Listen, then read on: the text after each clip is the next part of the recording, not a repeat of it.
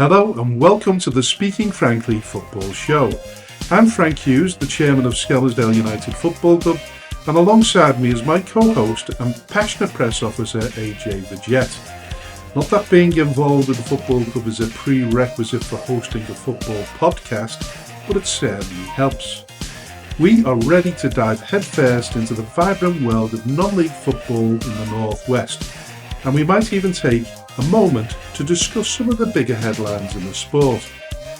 We'll explore life in the Northwest counties, bring you interviews with well-known faces in the league, and analyse how local teams are performing while making bold predictions for their upcoming matches. Nothing is off the limits here.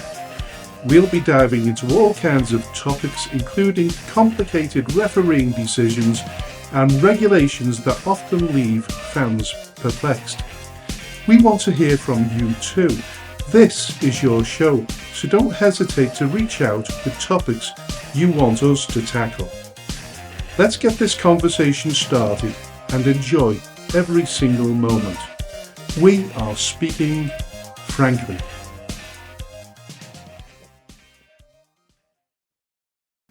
Hello and welcome to the 13th episode of the Speaking Frankly Football Show. Now, with it being the 13th episode, what could possibly go wrong?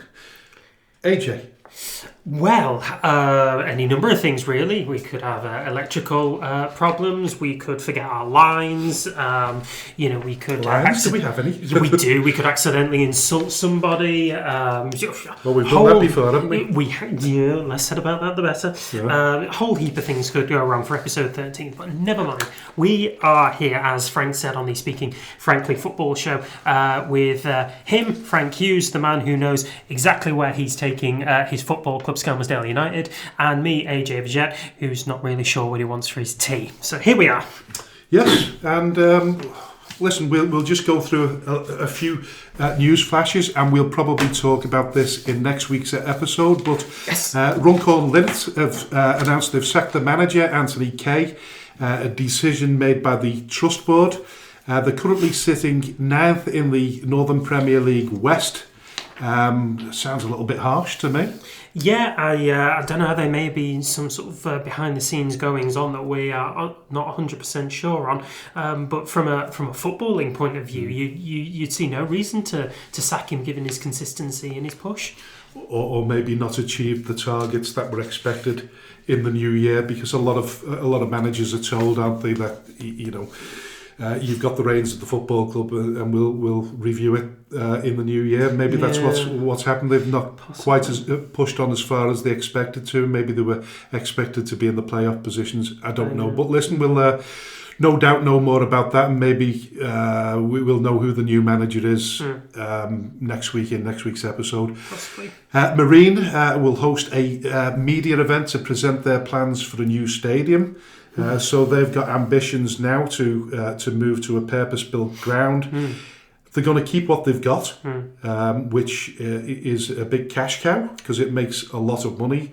And of course, that was, I think it was an £800,000 project, and it was all made possible by their third-round tie against Tottenham in the FA Cup. Amazing story, and they're going to present that. Can't remember when the media event is, but it sounds really, really promising for Marine. They're getting gates in excess of 1,000 every home game. Yeah. They've got a good, viable business. To be perfectly honest with you, they've always been a well-run football club. And this just sort of extends off the back of the success that they've already had. Yeah. And it all bodes well for the future for them. Really does, yeah. They've not punched above their weights. They've been very pragmatic about how they're going to run the club as a business and not as a star-reaching football club with Hollywood dreams. They've been the pragmatism's worked extremely well, not only for the kind of prosperity in seasons gone by, but now they've now got their opportunity to strike out on their own and be Marine in their own right, and not Marine who ground share at, is it the rugby club they ground share at? Marine? Yeah. No, they've got the ground. It's all of their own ground. Okay. Yeah. But they're getting a new ground. Yeah, they're getting a new ground. But they've obviously put an artificial... We're talking about Marine still, yeah? Yeah. Yeah, they put an artificial surface in. Right. Like I say, off the back of the proceeds of the FA Cup. Yeah. And what they're doing is... it's only a three-sided ground. Right. So in terms of moving up further up the pyramid, Yeah. And I would imagine they've got great aspirations to do that, Mm-hmm. I think they need to be in a purpose-built stadium. So that's the idea behind that. Fancy. But they're not going to, as far as I know, they're not going to sell it because it's a viable business. It's making a lot of money. Sure. I think we've said it before.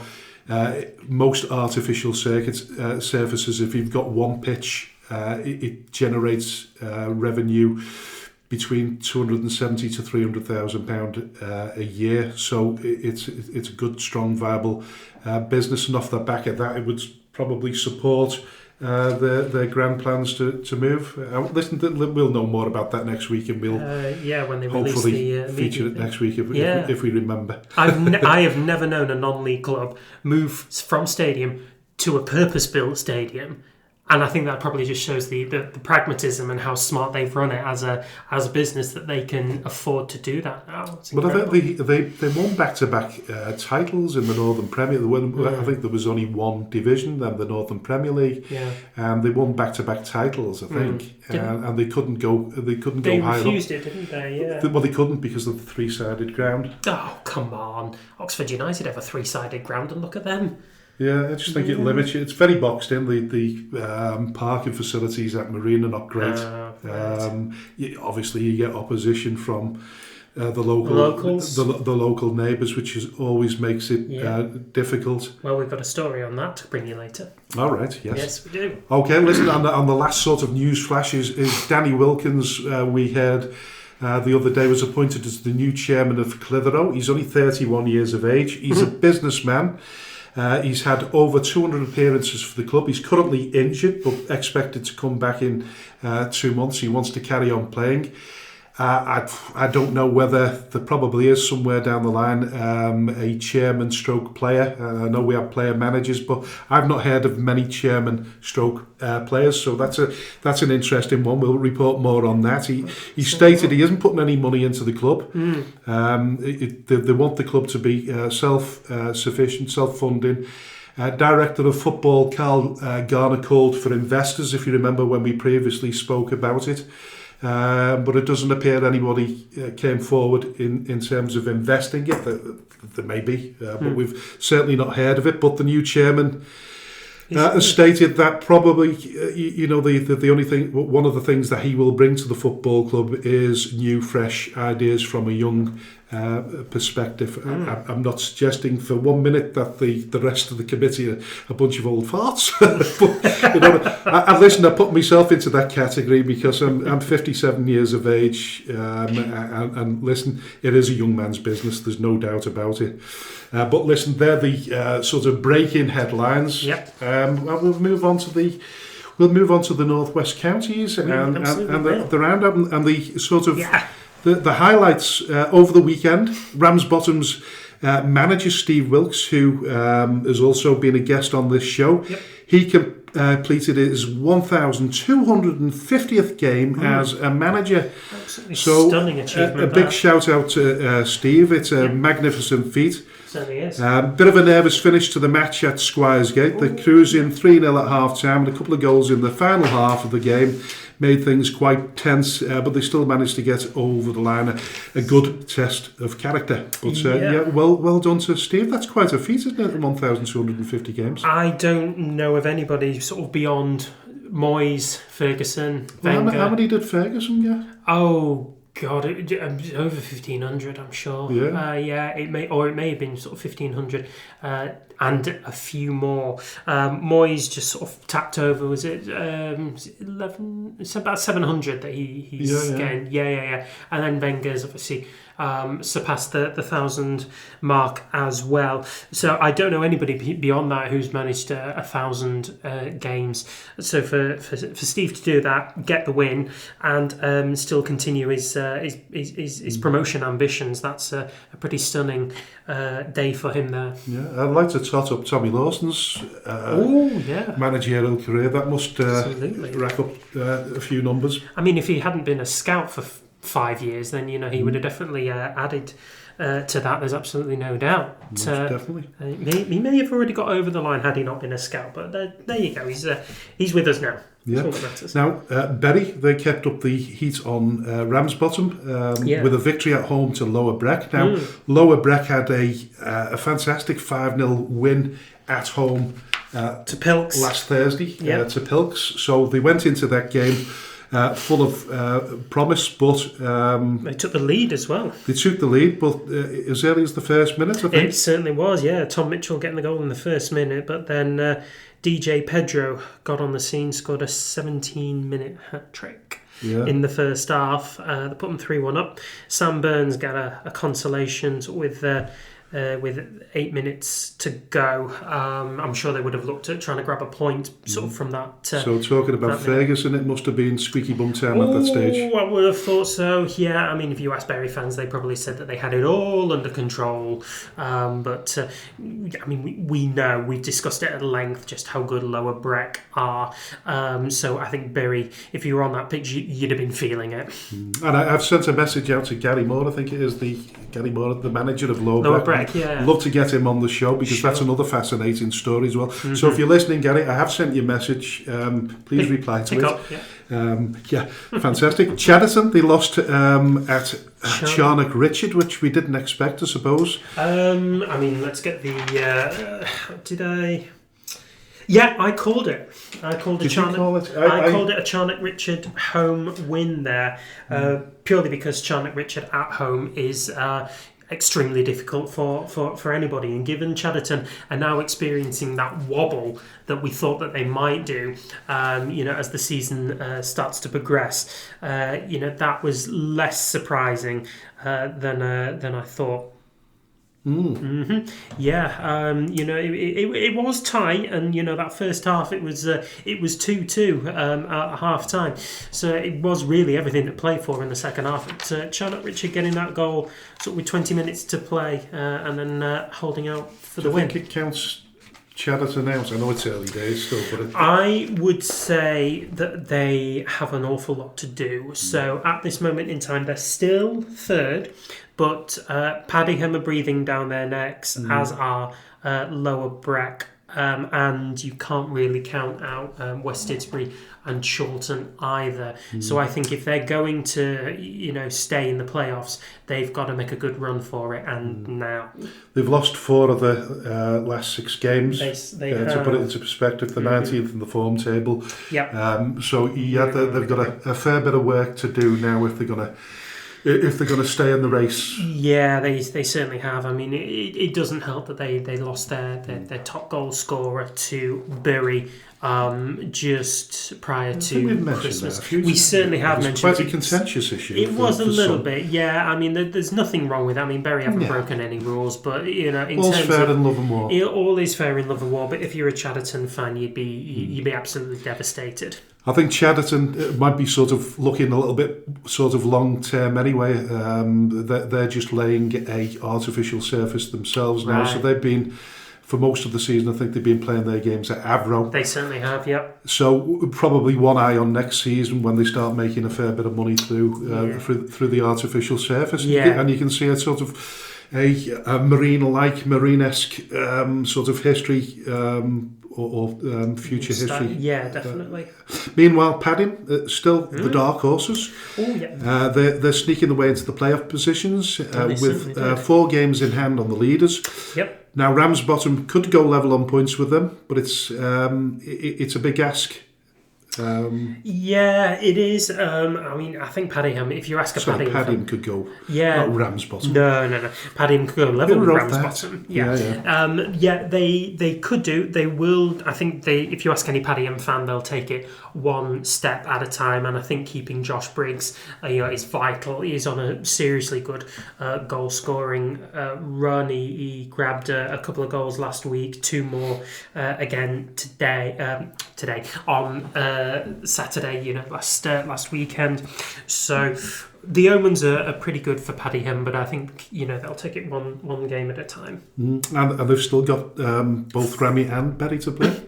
They do, yeah. So they'll be an interesting one. Extremely interesting ones if you're a fan of all 3 clubs. Really, it'll have an enormous bearing on I think how the season will turn out. Really, And at the other end of the table, the surprise results: Presto Chase and Cone, as they both picked up wins.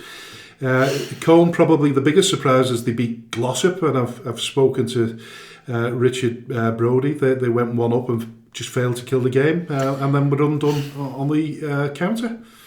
I mean, it's not a great result for Brodie, unfortunately. No, it's tighter now, the bottom though, isn't it? Yeah. I mean, that was Brodie and Glossop were playing Earlham, which is that's never an easy game. Well, that's what you said to me. I spoke to him before the game, and he said he's never won in all his time in management. Or in his never won at last Earlham. Few years, he's never won at Earlham. I don't even think as a player. He won at Earlham either. Well, they were still winning with 15 minutes to go, and then Earlham scored sort of 2 goals in 12 minutes to turn it around completely. As for Cone, I mean, we did touch on this briefly last week. Is that their form is starting to improve, particularly at home. I would have thought that playing FC St Helens, it would have resulted in a draw, given that FC St Helens have such a strength at this point in time. But no, Cone took the lead. Conceded an own goal, but then won it quite early in the second half. It was a good turnout as well. It was 202 turned out for that game. So it does kind of very much boost Colne's chances of survival. Particularly, there's only 2 going down, isn't there? And they've got quite a few games in hand on those below them and a few above them. It's not just that; it's the fact that Squiresgate are free falling. We've talked about their form, not being ideal. I mean, Prestwich Hayes managed to win against Litherland Remica. I think that was a result that neither of us called. So again, that's sort of putting the pressure on teams like Squiresgate, who are sort of without form and kind of nervously looking over their shoulder. But it's still tight at that them bottom 3 there. So you look at them there. Listen, if Pilkinson still continue with their poor form, they could get dragged into it. Although they've got what 7 points between them and Squiresgate, in the bottom 2, occupying that that final relegation. So it's still anybody's. They can sort of climb back out of there if they're careful. Yeah. So we always go to the Southern Division before we pick on our own. Yep. There's no huge surprises at the top end of the division. Top teams Stafford and Winsford played out a 2-2 draw in front of a very, very healthy crowd of 358 people. Yeah, I just want to put it on record that I called that result correctly. I said it would be a draw, and so it proved. So, yay for me. Did I go for a draw? I think you went for a home win on that one, Governor. An away win, pardon me. I didn't do particularly well. I think I ended up with 14. Did you? 14, yeah. So, I had Alsage. Sorry, not Alsage. We're not talking about Alsage, but talking about Winsford. Winsford and Stafford. I had Stafford. I had a Stafford win. Yeah. I only managed to get 14, which was one down on the week before. So I got 15. Again? Yes. You got 15 last week. Yes, that's incredible. It's a 2-man winning run. Look at that. I know, yeah. It's like Ant and Deck, this, isn't it? What's it called, Ant and Deck? The Saturday Night Takeaway. Yeah, but what's that competition that they have? What do they call it? Oh, God. We'll have to work that one out for the next show. If you do know what the Ant and Deck competition is, please let us know. at at Two Daft Idiots. Yes. Right. But, meanwhile, we talked about the Southern Divisions having quite a relatively meagre turnout for their attendances, and so it proved. We had several games that only managed double-digit attendance. Camel Laird and Abbey Hulton was 79. Cheadle Heath Nomads and Alscott Heath, 47 people turned out for that one. Yeah. Wolverhampton Sporting Community in New Mills contested a 0-0 draw in front of 11 fans. Do you think that might be a printing error and there might be another one to go in front of that? Maybe, at the end but... of it. 11 people? 11 people for Wolverhampton Sporting Community versus New Mills. I mean, if they have, that is stunningly disappointing. And if you're a fan of Wolves or New Mills, then where were you? Because goodness me, that's a bad turnout. But the reverse the reverse fixture, if it was at New Mills, I think there'd probably be more sheep watching the game. Well, that's up in the Derby Dales, isn't it, really? Yeah, exactly. So you'd have more farmers and farm animals watching that. Yeah. I suppose the biggest shock of that game, of that division, was that Shawbury United finally got the monkey off their shoulder and secured a 1-0 away win at Market Drayton Town, which is, no mean feat. Market Drayton are not exactly a slumbersome side themselves. 10th place in the division, but Shawbury upset the odds, took 3 points, and let's see, they're right back in contention to escape that relegation trapdoor. They were only 2 points behind Wolves and Barnton, 3 behind Alscott.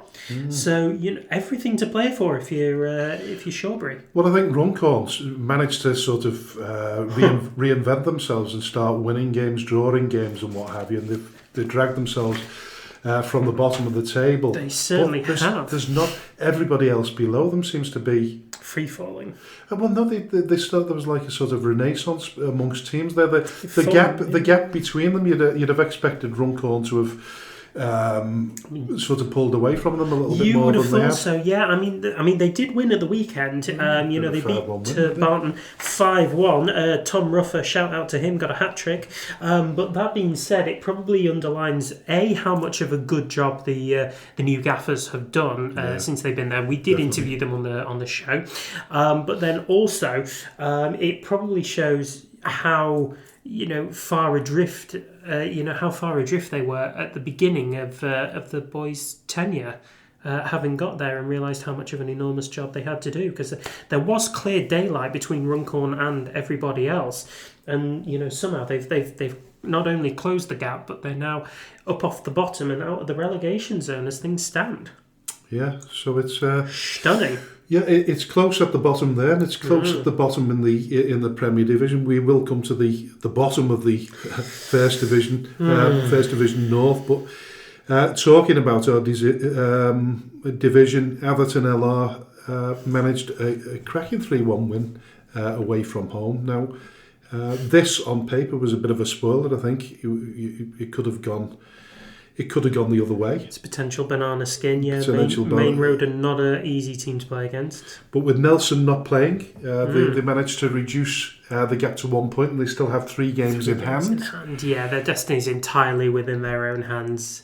And I do see them going up in the automatic promotion spot. I think that's absolutely theirs for the taking. I think they've proved that they are by far and away the most consistent team in the division. But just as they're concentrating on reducing the gap, they're back in FA Vars action. Got a little side quest against Bourne Town in the 5th round of the FA Vars this Saturday. More on that later. Hopefully we'll be having an interview with the chairman, Shaun Lynch, to see what his views are. What his views are on the forthcoming fixture. Exciting one for him there. But Nelson do have a chance to reduce that gap or increase that gap again over the weekend. But I don't think that'll bother Atherton too much. It's an exciting period for. But we'll go into that in more detail later.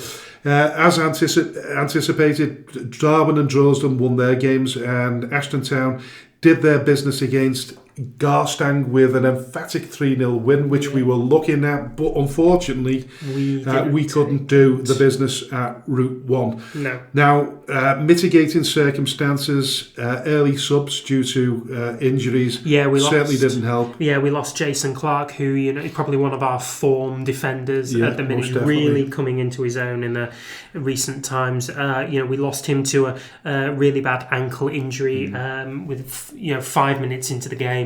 And then Joe Barlow, after 15 minutes, he went off after a heavy collision as well. He looked like he was a bit more on his feet, though, by the end of the game. I think he did train with us the other night. He didn't manage to train. He was told not to train. Right. But what he said is that he probably won't be ready for Saturday. Right. It might be a little bit too soon for him there. I think out of the two injuries, Jason Clark's is probably going to be the more the longest. The more longer term. I'm hoping no more than 2 weeks, but it's difficult to say until all the swellings go down. Isn't it? Quite. I mean, we did have a very able replacement on the bench in Shaun, but even then, he was a little bit ring rusty, if you want to call it that. He'd not played for us since the back end of November, and I think those months out of the game have probably taken their toll on him against a very, very fit Route 1 Rovers team. You can't argue that they were still going by the end. We knew they would. We'd been to see them play the week before at Darwin, and even though they got beaten emphatically there, they were better, far better than the results suggested. But what I did find out from Route 1 Rovers were that they're not consistent in terms of having the same team every week, and it seems that they have more. They're stronger when they're at home than they are away. So, sod's law, isn't it, really? But if we'd have been playing them at home, maybe they wouldn't have travelled well, and numbers would have been a little bit more reduced. I noticed they had a full complement of subs on Saturday, whereas the Saturday before, when they were away at Darwin, they only had two that I could see on the bench anyway. Right, that's probably says an awful lot for it, really. But they were good value for their win. Unfortunately, I don't think anyone who saw that game or listened to it on the airwaves, thank you, would have argued against Route 1 not being the deserved winners there. Unfortunately. Listen, we'll carry on a little bit about Skem. A little bit more, but in terms of your radio broadcast, how did it go? Did you enjoy it again? Did it feel more natural this time? No, not yet. It was only my second What does it feel like when you're speaking in the stand when there's people sat around you? I do feel a little bit conscious, I cannot lie to you. Yeah, because the thing is as well... Because I seen a young couple sat by you. Yeah, I did. I had that young couple sat by me. I had a couple of lads off to my right-hand side. There was a few more Route 1 fans who were down the bottom end of the stand, who could hear what I was saying. And the thing is as well is that my microphone is clip-on. It's not a big holding one or anything. So to the untrained eye, I just look like I'm some guy just talking to himself. It's only when I sort of unzip my jacket and show them the microphone that's clipped to my collar that they then start to understand, he's not mental, he's just he's commentating. You need a baseball cap with press on it, don't you? I do really need a baseball cap or something. I mean, I'm sure that the back of my high-vis vest but when you're sitting in the stand, your back's to the seat, nobody can... No, they can't, no. I should have a sandwich board that says commentary in progress or something like that. You basically look like a madman. But listen, apart from that, was that, from your perspective, any good come out of that game at all? Was there any positives? So I think we defended really well. We defended quite valiantly, I suppose is the word. Considering a handful of our defenders, were playing their first games back. Ryan McNally was playing his first game back in a while. Sahit was playing his first game back in a while. I'm forced into it, really. Coming back into it far earlier. I think he'd probably preferred to come on the last sort of 20 minutes to slowly bed himself back in. Rather than a full 85-minute turnout. That would have been sort of quite difficult for him. I would think as well.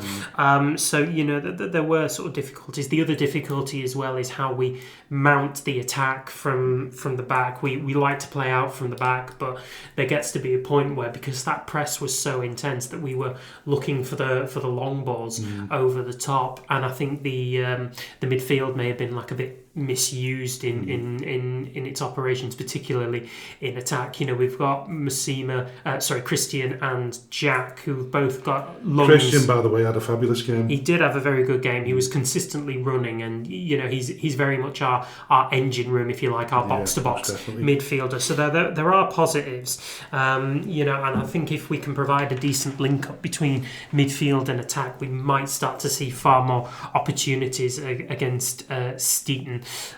So that was my perspective. You know, the result obviously deeply disappointing, but you know, there are things that we can work on and we can look at. We just need to keep consistency in names and numbers. Really, we need the same boys back every week. Most definitely. Listen, at the end of the show, obviously, we'll come to our predictions and the fixtures for this forthcoming weekend. But for now, we move on to try and race through a little bit of this and slow down in areas where we might need to. But controversial issues.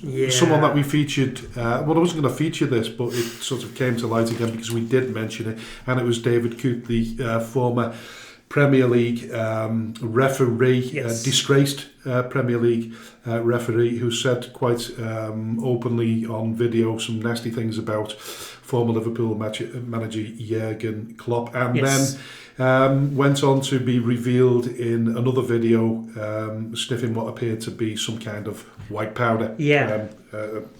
Well, he was subsequently fired from his role as a Premier League referee and at the PGMOL. He has now revealed in an exclusive interview with The Sun that he is gay, and that his sexuality, whilst well known on the circuit, played a contributing factor in his presentation. I was made aware that he was gay when the original story broke. We can't say from who, but it was quite well known on the circuit. Now, I know it's a very macho sport, and a lot of people's sort of growth in terms of a referee can be the worry about being sort of exposed rather than being able to reveal it for himself. Could play mind games with someone, but I'm not actually the timing of the I'm not buying it. I'm not buying it because, one, I think, I don't like to mention The Sun, but it was The Sun that he went to. I imagine that he got paid for the interview. But no, I just don't buy it that he's made poor choices because of his struggle with his sexuality. I don't know. Do you agree? I do. Yeah. I don't think I think there is a part of his, you know, his being and his sexuality that will have really struggled under the spotlight of being a referee, and being a referee in the Premier League, and being a referee in football in general. You know, I can't imagine how difficult that must have been for him to not be who he wanted to be because of who he was in a professional capacity, you know. But on the other hand, I don't believe that his sexuality and his difficulty in being who he was had any bearing or was any excuse for the conduct that he was filmed. I think alcohol and possibly other substances contributed towards his actions rather than and the betrayal of his friends to him as well. I think that's obviously appalling what he did in supposedly private quarters. But I don't buy it. I don't believe that his sexuality contributed towards this kind of conduct. One would imagine that he took advice. There's probably some publicity company got Some involved in this and has decided to pick up on it and say, listen, this is your opportunity to make a bit of money. But you know what, I've also since heard that, I don't know how true it is, there's a possibility that he could end up working in the with VAR. Goodness me. I would imagine he wouldn't be able to work on a Liverpool match. Certainly not. No. I don't know the truth on that. I can't see it, because it's almost like being fired from a job and then being said, yeah, you can come back, but you can come back in just a slightly different role, just a bit of a different one. But otherwise, you're fine to work. I can't see how that would work. I do feel sorry for him, because he's lost his livelihood, and the only thing I could suggest is that maybe there's a job out there for him to teach people not to go the wrong way, to be more careful. I would imagine that referees get a little bit of media training, but I don't know how much they get. But maybe they need to be a little bit more savvy on what they can and can't say, and ways of avoiding getting themselves into trouble. And I just feel sorry for him, because in this world where social media's taken over the world, it gets people. If you go back in time before social media, we all say and do things that we wouldn't repeat in public or in front of an audience. Yeah. And he's been caught out by a so-called friend. But listen, that's the end of that one for now. We'll see whether the story of him joining the VAR panel comes true. But in the meantime, we move on to the Rail Bedford FC story. Yes. Chairman of Rail Bedford, Peter McCormick, has spoken about the possible merger between the two clubs in the brilliant non-league show. If you've seen the show, stating his objectives are to make the town of Bedford successful. He's trying to immerse himself in the history of Bedford FC as well by engaging with its supporters. As we know, the Winklevoss brothers have already invested $4.5 million into the club. To put their prowess into context, they are worth 20 times more than the Wrexham owners Ryan Reynolds and Rob McElhenney. The club has also generated huge sponsorships with, for example, Gemini investing £500,000. That's over a series of years, I think. Now, this from McCormick is a serious attempt to get the club into the Football League. Bedford has a population of over 100,000 people. McCormick says, unlike Salford, who have Manchester United and City on the doorsteps, their only local competition is Luton, a relatively small club, if you like, in that sense. And the people in Bedford who largely support Luton would sooner support a more fashionable home team rather than travel 20 miles to Luton. What do you make of it? I can applaud him for trying to immerse himself in the history of Bedford.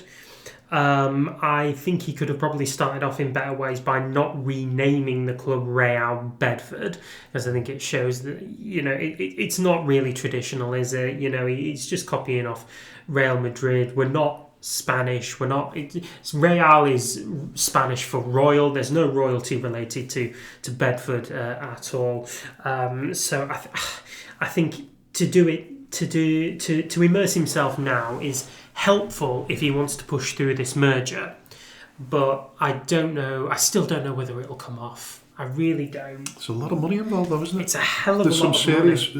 Some serious players in it. Like we just said, the Winklevoss brothers there bring in huge. They're worth an awful lot. My only wonder is whether they're in it for the long haul, or whether they're just kind of looking for another toy to play with. I mean, they're always. But I think they all are, aren't they? I mean, that's the reason why Ryan Reynolds and Rob's got involved with the Wrexham. True. Yeah. And you wonder how long that'll last. Whether that can seriously be a profitable business, or whether it's just a town and a team that have found themselves at the centre of being a plaything. Do you remember Notts County when they were taken over? They signed several really top-class players. Joe Hart was brought to the club. Sven-Göran Eriksson managed the club. But, I'm not even... Crikey. I think they... Upstairs, yes, it is. But that didn't last. That didn't survive. It's the same over in Russia. When they experienced a bit of a footballing boom, there was a team over there that invested hundreds of millions of pounds to bring players like Samuel Eto'o to the club, and they folded. They're not even in business anymore. So I don't know. Do you think it's a businessman's way of forming some kind of franchise like the Americans are doing in terms of creating football clubs over in America? I think it's a possibility. Yeah.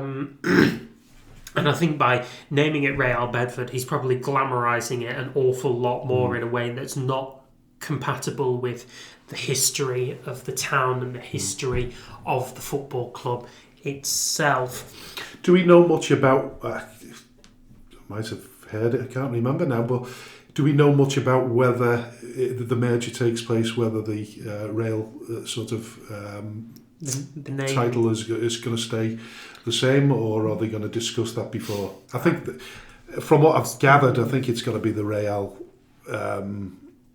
It's going to be the Real sort of. It's going to absorb Bedford Town. Maybe. Like I said, I think part of what he's trying to do and how he's trying to, ease the merger into actually becoming real is by talking to people associated with Bedford Town Football Club and taking on their views as well. You would think that that it would be more an absorption rather than a merger, and that Bedford Town FC would sort of cease to exist, but all their assets and all their would go into being Real Bedford. Because he's already stated, hasn't he, that they've got the ground. They've got the foundations to build. Well, of course they do. Quickly, he said, but there is a bigger. There's a bigger thought process as well. Of course there is. Beyond that, I mean, it certainly looks great. And for some context, I think McCormick is involved in podcasting, involved with Bitcoin, and the Winklevoss brothers are also involved in Bitcoin trade as well. They certainly are. Well, they were rich before that anyway. They went to Harvard. They were extremely privileged. Very clever. They also received an enormous, non-disclosed payout from Mark Zuckerberg in the wake of their suing Zuckerberg. Yes, the Facebook rights thing, which is featured on the film The Social Network. If you haven't seen it, you mentioned that. And I'm keep meaning to have a look, but I can never remember the name. So it's entirely fair. I'll send you a text. Yeah, brilliant. Yep. But listen, this is it's got all the sort of signs of an amazing story if it reaches its targets. Yeah, if it reaches its targets, then maybe it will, but it's got to reach its targets first. But we heard something similar, didn't we, with the other club that we discussed the other week. What's the branded name? Hashtag United. Hashtag United. That story seems to have vanished a little bit. I don't know. I've not heard anything about it. No, me neither. The same with Jesse Lingard's team as well, J Lings FC. Not exactly going places despite a big owner and a big, monetary investment. So, this still is in its infancy, and they still have an awful long way to go before they can prove themselves to be any kind of heavyweight within English football. Yeah. Moving on to West Didsbury and Chorlton. Yes. They sort of broke into the news headlines. The club, which has grown in stature and support in recent seasons, has become a victim of its own success. Yeah. The third round between the club and the neighbours since 2021 concluded on Thursday, January the 23rd.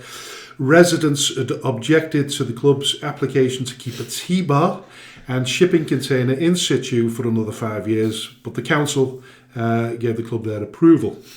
Now, the issue on this occasion was smells emanating from the said container. The extended use of floodlights and the request for more flexible licensing hours has also caused residents to complain. Now, first of all, this is a community asset that provides football for over 500 people, men, women and children.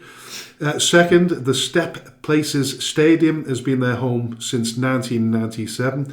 I've been there a couple of times and I have to say they're very, very friendly supporters, but they do a fair bit of chanting, but that's football for you. Of course it is. I mean, West Didsbury and Chorlton are an enormously popular football club because they offer you football at a miles cheaper rate than United and City and probably Salford as well. You know, you've got to travel all the way to Moston to see FC United and Manchester if you want any kind of football, at all. They're enormously popular with students as well. And you talk about, providing football for over 500 people. Their average attendance is in excess of 800, and they had over 1,100 people turn out, for their game at the weekend. I can't remember who it was against off the top of my head. It was Abbey Hay. There you go. 1,126 people turning out for a game like that. This is an enormous community asset. There are constant positives over the atmosphere and the welcoming environment. A lot of, everyday non-league fans have admitted that West Didsbury and Chorlton is the team that they have a, inverted commas, soft spot for, probably rivaled only by the local residents. Yeah, exactly. Only rivaled by Skem and Atherton LR as being sort of a team that everybody seems to really, really like. I think the neighbours are making mountains out of molehills here.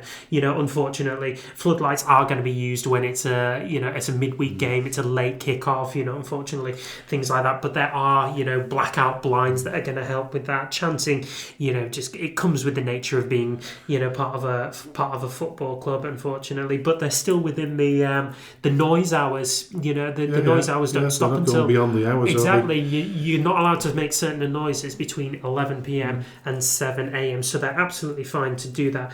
Is it quite an affluent area? West Chorlton certainly is. West Didsbury, not so much. A little bit, but yeah, not so much. I mean, you buy into West Didsbury and Chorlton, if you've got some good cash coming in. If you've got a well-paid job in the city, then you buy at West Didsbury or at Chorlton.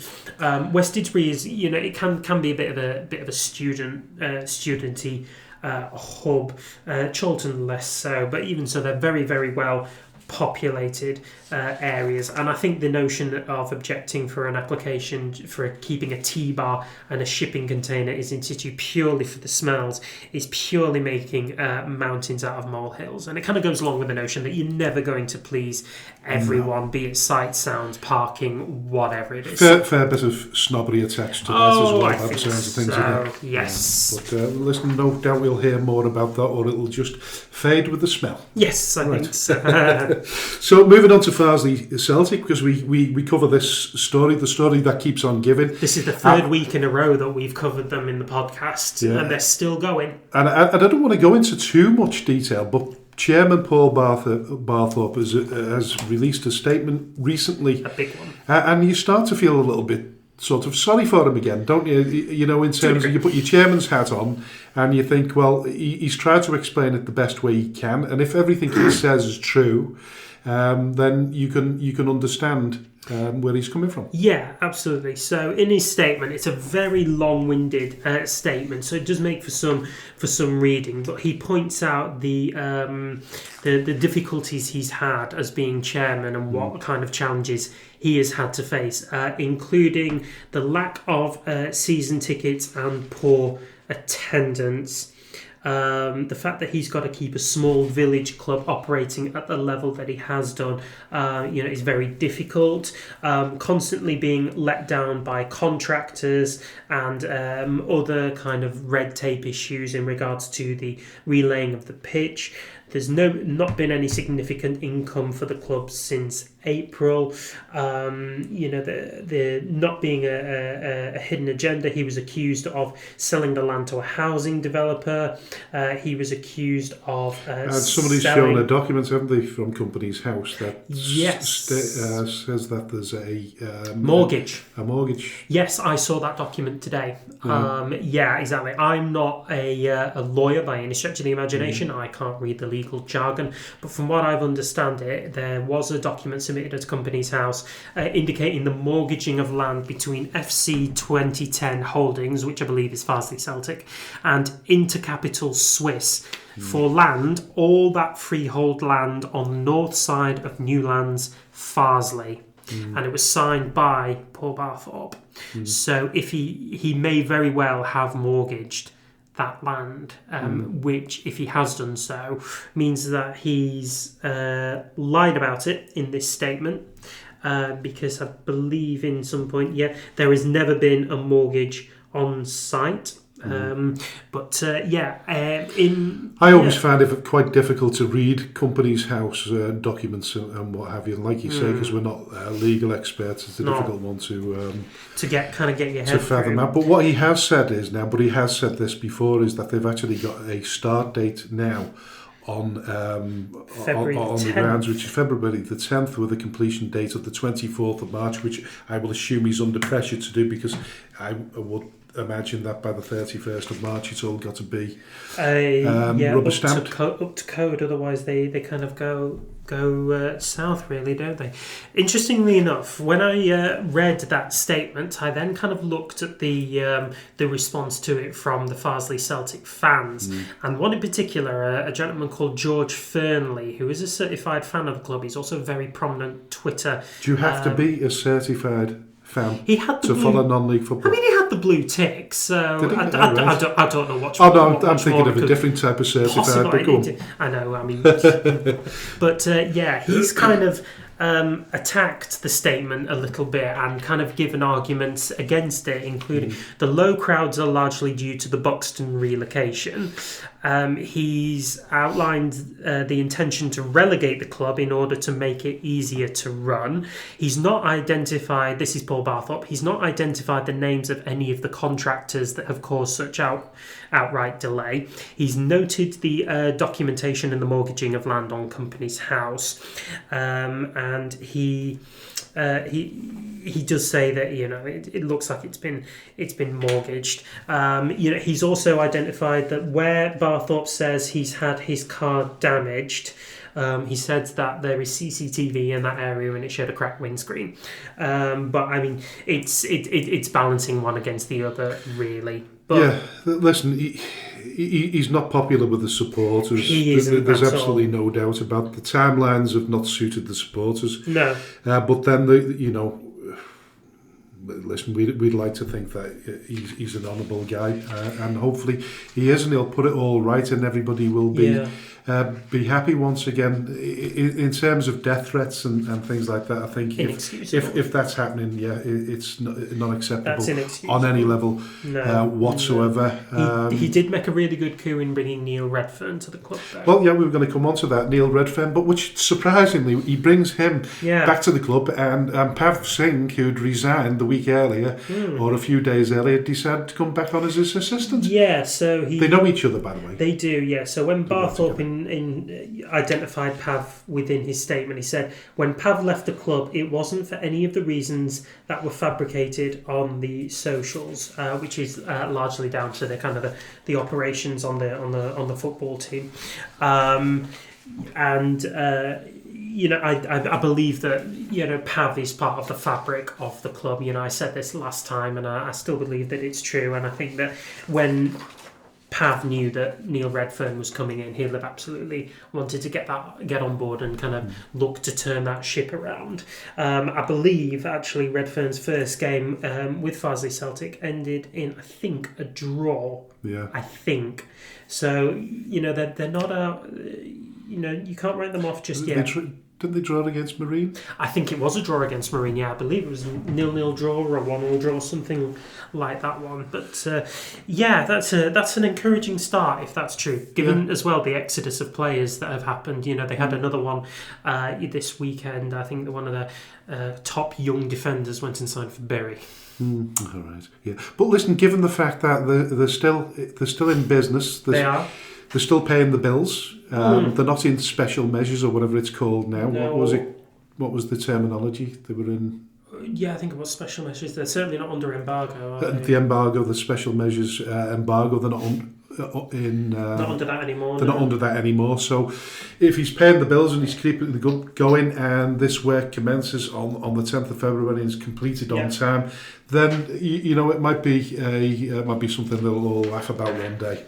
Maybe. Either which way or it'll be a very significant mark in the club's history. Maybe for the better, maybe for not. Yeah, I mean, if I was him, given all the bad publicity that he's had, I'd see this through and then probably sell up and walk away with my head held up reasonably high. Yes. But listen, that's entirely up to him. Yeah. On a lighter note, Barnoldswick Town, a football fan from East Lancashire, has taken the terrace experience to an absolute new level by building his own stand in his garden. Now, this bloke is called Ian Nutter, who lives alongside Barnoldswick Town's FC Silent Night Stadium. Said he built it to stop his 9 grandsons hanging over the fence to watch their matches. Now, why didn't go through the turnstiles like normal supporters? I'll never know. But I wonder whether he actually pays a contribution towards the football club every season. You would hope so, wouldn't he? Unless he's getting a free game. But come on, don't be tight. Just give your grandsons money each and then send them in. I think it's only about £6 for an adult. So goodness knows it'll be less than that for... And you get rid of them for the afternoon. And it's a steel structure, clad in timber, with a glass front and 6 seats. It also has lighting and heating. I want to invest in Barnoldswick. That's stunning, isn't it? I want to buy his house. Yeah, I mean, it's important to tell you that he is an architectural engineer, so he probably has some idea of what he's doing. His claim to fame is that he has a good idea of how to build a stand after fabricating executive stands for Manchester United back in 2017. That's incredible. And listen, Mr. Nutter has gone on to say that it's his happy place, which is great. I thought I'd better build something for the grandsons to watch safely. He said, as there's a 15-foot drop on the other side of the fence, so that makes safety. That makes sense. So while he enjoys watching Barnoldswick, he's been a lifelong Clarets fan since attending his first Burnley match in 1973. But he's learned how to make pork pies to enjoy while watching the football, though it took a while to perfect the recipe. Stunning. Listen, he's going to have people knocking on his door, isn't he? Yes, he will. Yeah, I mean, he can probably sublet that stand on at 3:00 on a match day, and you know what, he can probably chuck a few quid towards Barnoldswick Town, given that he's effectively leeching the football off them. But it's a nice way to finish the controversial issues on part 1 of the show. It's just a really nice sort of heartwarming story. Listen, we'll go to a commercial break here now. In the second part of the show, we will be speaking to the chairman of FC St Helens, and that is Steve Leather. Don't go anywhere. See you soon. Special shout out to all the businesses that support Skelmersdale United Football Club: Origin Sign Company, T&W Garners, 7PDS, Skem Express Cars 5005, Lease Car UK, RNB Auto Centre, SB Skills Solutions, and Hey Presto Web Design. Thank you to everyone who donates to the club, supports our race nights, raffles, and the lottery bonus ball scheme, and of course the last man standing. A special thanks to those who organise these fundraising events, especially the incredible Lee Davis and Lucas Berquist.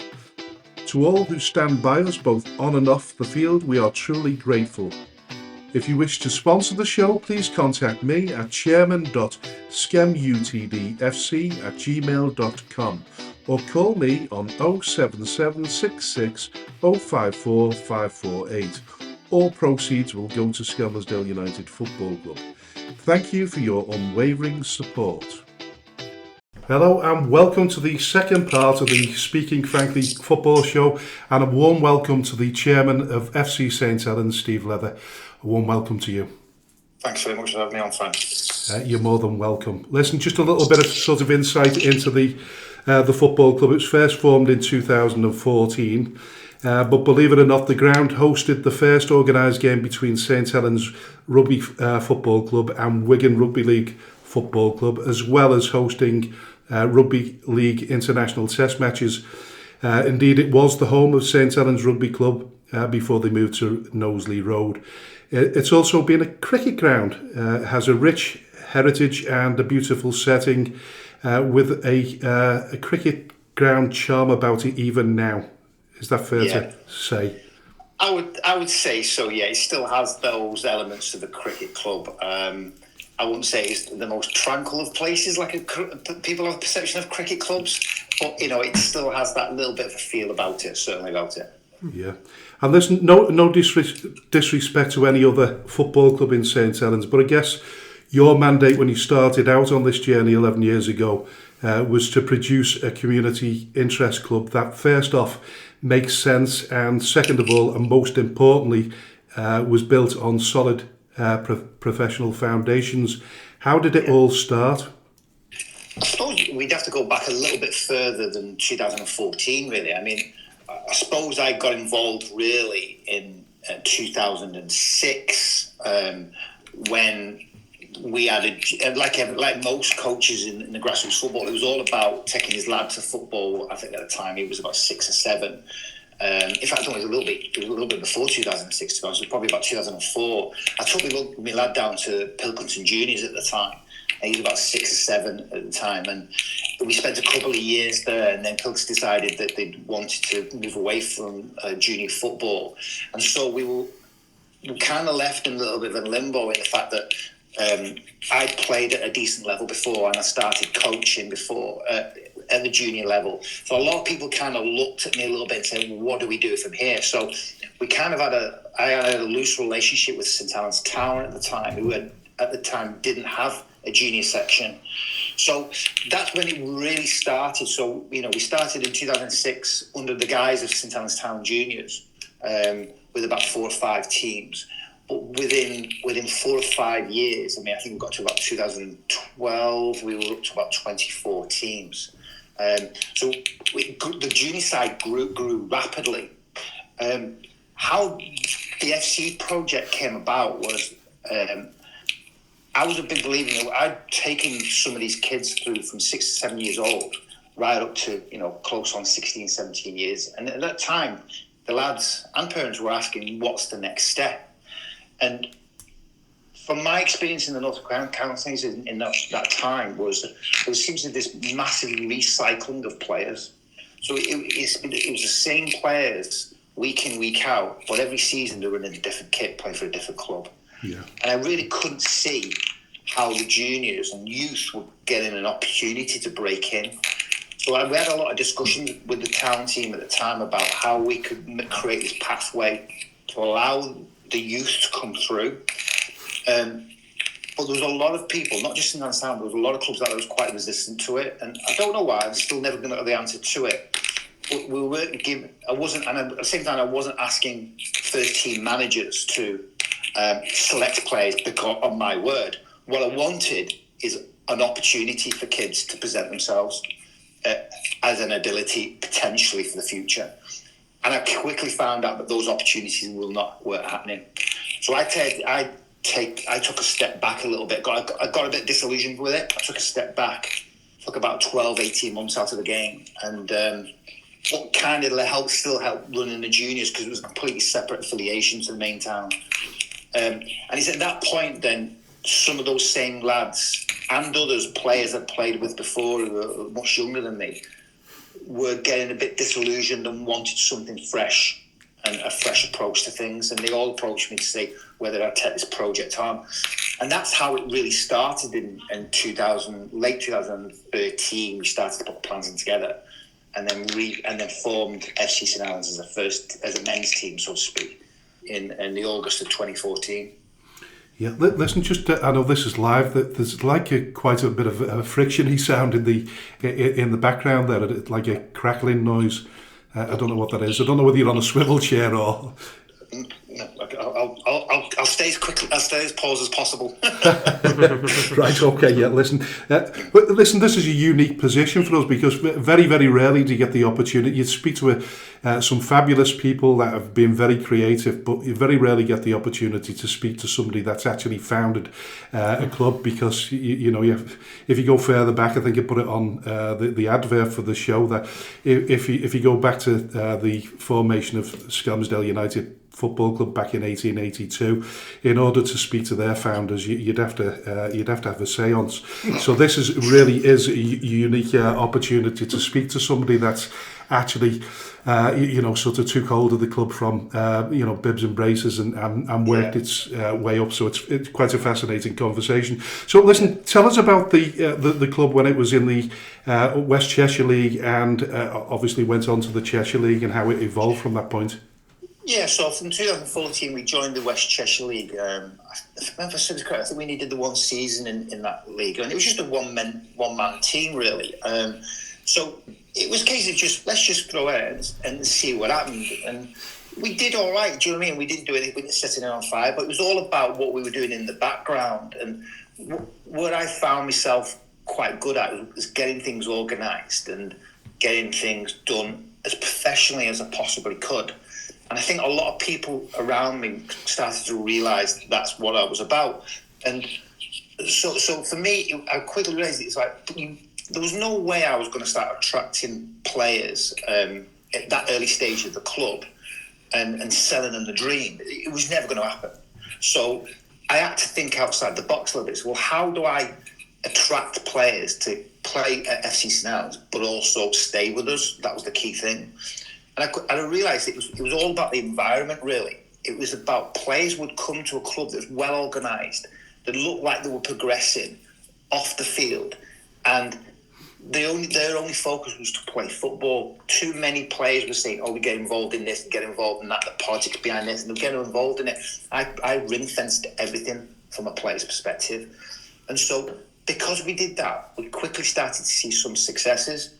We got out of the West Cheshire, tactical reasons. We just saw a better pathway through the Cheshire. And so we flipped into the Cheshire and we stabilised for a year or two. But we've also got to rewind things slightly, and this comes back to the clubhouse at Windleshaw Road. Because you rightly said before it was a cricket club. And our very first exposure to that club was the ground show with the cricket. And we literally squoze a pitch on the edge of a cricket oval, and it was barely minimum requirements, but we managed to squeeze this pitch in, and that's where I was able to start showing off what was potential with the site. And look, they have it. Well, look, some people say it was bad luck, some people say it was luck, depending on the side of the fence you were on. But about 12 months, probably even less into that arrangement, the cricket club decided they'd had enough. They were just folding. And I kid you not, I was literally thrown a set of keys by the last custodian of the cricket club. He literally just said, I've had enough. Dumped me a bunch of keys in my hands. And that was it. That was the start of it. And that was in 2000, late 2014, early 15. He said, that's it, we're done. It's all yours. And then I could start to build the club around a team rather than a team around a club. And that's how it all started. But it took us, 5 years of administration to actually get the keys officially from the lease on the clubhouse. It appears a lot of cricket clubs are going to the wall up and down the country. It's sad because it had been around there for a long, long time, and there's still, if you come through the clubhouse now, you'll still see plaques that are relevant to the cricket club from 1843, I think it was. Yeah. So there's a lot of history there. We were finding boxes of cricket teams, of photographs of when they were there in the late 1800s and early 1900s. It was incredible. Yeah. But the building looked like it was 1900s as well. So it was a case of we've got a lot of work here, and that's what we did. Like I said, it took us 5 years to get leased. We never put a spade in the ground until we had that lease. Yeah. And as soon as we got that, I remember the day vividly. Me and a guy called Tony Gallagher went to town hall, and eventually we handed over these keys and thought, oh my God, this is it now. Now the project can start. And you've really not had you've had an idea of which direction you wanted to go in, but you didn't have a sort of long-term vision, I would imagine, at that stage. I think I did have a vision. I think the difficult for me is whether I could achieve it. I knew what I wanted, but I knew I didn't have the financial resources to do it. So I had to get it right behind the scenes, and we put things in place, we changed things around, we make sure the club was running on a good foundation. The juniors then moved over onto the FC St Helens brand. We started to get people through the door. That started driving revenues. But the fundamental thing was about how can we build a club around so that people want to come to us and stay with us, more importantly. And I think that's one of our biggest successes, because I've got players now. I refer to a tweet that I put from a bag of balls to a signing a Premier League footballer, which is, we'll ask you about that later. We're going to come back to it, I understand that. But I literally had a bag of balls with an idea and a bunch of lads. And I'm proud to say I've still got some of those lads at this club playing first team football now. And it's an amazing story, and that's why we invited you onto the show. Yeah, no, it's been a rough ride, but it's been an enjoyable ride. And like I said, I cannot. Sometimes I have to pinch myself some of the successes we have had, they're difficult for me mentally. It's probably thinking, when's this bubble going to burst? When are we going to have a rough time? And I'm sure that will happen. May this season, we don't know. Talk to us through some of the challenges that you've kind of had to face in building up this club to what it is now, Steve. Because over the 10, 11 years that you've kind of overseen this growth, there must have been some challenges along the way. Yeah, the challenges, believe it or not, were nothing to do with football. It was about red tape. Taking 5 years to secure a site that was being used by us was frustrating. Very frustrating. And at one point, there's no secret, we got told we'd lost it at one point. And I remember vividly, I was out because I live in New Willers, and I was on the high street with my wife, and I got an email pinged up. Typical council tactics. They send you this email at 5 to 5 on a Friday afternoon. And I got this email, and my world almost fell apart, because it was a confirmation that we weren't successful on the lease. And I couldn't understand why. I thought, who the hell's got it? It come about that we found out who's got it, but we appealed. And, on that Friday was the longest weekend of my life. But by Monday, I generally almost accepted the fact that I'd lost everything. It'd gone. The pipe dream, whatever you want to call it, had gone. And it was up to me to tell all these lads that we hadn't got a home. But we got together and we decided that, we needed to appeal this decision, because it was wrong on a lot of levels. And it was not just about, men's first team. It was about, little Johnny, who's 6 years old, playing football. This is where he plays football type thing. So it wasn't just about first team. It was about 200 or 300 kids as well. So it was like, that was a very challenging. We attacked it head on, and we won the appeal. And it took another 6 months to win the appeal, but we won it. And there's a lot of people in the town, they know who they all are, that helped us to try to secure the right decision. And that's what it is. So that was one of the biggest challenges ever. We were literally moments away from FC St Helens not even existing. Is it a council-run ground, is it then? Or? So the actual land and the building is owned by the council, so we secured a 30-year lease on it. But we can do anything we want with that land, with envision, obviously, with the planning laws and things like that. But in all intents and purposes, it's ours for the next, now 25 years left on it. So. Yeah. Listen, one of the big steps the club has taken this season following the promotion was the opportunity to compete in the FA Cup for the first time. I know it was a brief encounter, but undoubtedly a monumental point for the club. Absolutely. I think from a purely selfish point of view, and I am being selfish here, that was one of my biggest tick boxes. Of everything we've ever gone through, and all the grief we've gone through, and the results, and the 1 or 2 cup competitions we'd won, and the odd couple of leagues and things like that. The one thing that had in my head was I wanted to be in a position where I led a club into the FA Cup. It did, for me, the result. I know, you're right. It was brief. We couldn't ask for a worse draw against them. We think, oh my God, here we go. It didn't matter because I had the programme that says FC St Helens in the FA Cup. That was a huge tick off my list, put it that way. And we'll have another go at it next year, like we all do. So listen, in between the successes, 2 seasons were abandoned due to COVID. Did you fear for the future of the club at that stage? Not at all, because believe it or not, COVID was actually quite, in a horrible kind of way, kind of good for us from a structural point of view. Right. Because of the government supports and things like that, and the government grants, because the type of business we were, and we had a licensed bar and things like that, we could tap into some of the financial resources that were on to help us, and that kind of give us the platform a little bit to build for the future. I think, I'd argue if we hadn't had the COVID situation, the COVID financial help, then we've probably been about 2-3 years behind where we are now. So it kind of helped us, as much as it was a horrible time for everybody in the world. From a company financial point of view, it kind of stabilised us a little bit. Yeah. And, the other thing, frustration about the COVID from a football perspective is that we were on the verge of winning the Cheshire League at a canter, and the league was curtailed. Yeah.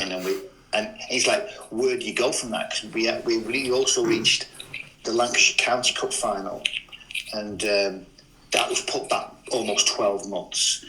And because of the success, and because we nearly won the league, it was taken away from us, and because we reached the County Cup final, clubs were starting to other clubs in the North West Counties were starting to take an interest in our players. So the fear was, well, are we going to, as the players got disillusioned, are they going to move on the league, up the leagues? Rightfully so, because that's where they deserve to be. But you had that, from a club perspective, there was a lot of nervousness around that time because of the delay. Was we going to be able to bring these players back to finish the job? And I think all but one player came back, and we did the league again, and won the delayed County Cup. Given you're now in the North West Counties Premier, how, going back to what you were saying about retaining players in the face of kind of competition from in inverted commas bigger clubs, what's your kind of strategy for trying to retain players in the face of temptation from other clubs? Hand on heart, I probably don't think we've changed our tactic. We don't have this guy in the background with a pot of gold of money. We've never had that guy behind the scenes with a pot of money. We've had to earn every single penny we've ever come through. So our message has never changed. When you join FC St Helens, you're part of something. And we make you feel welcome and be part of it as much as we possibly can.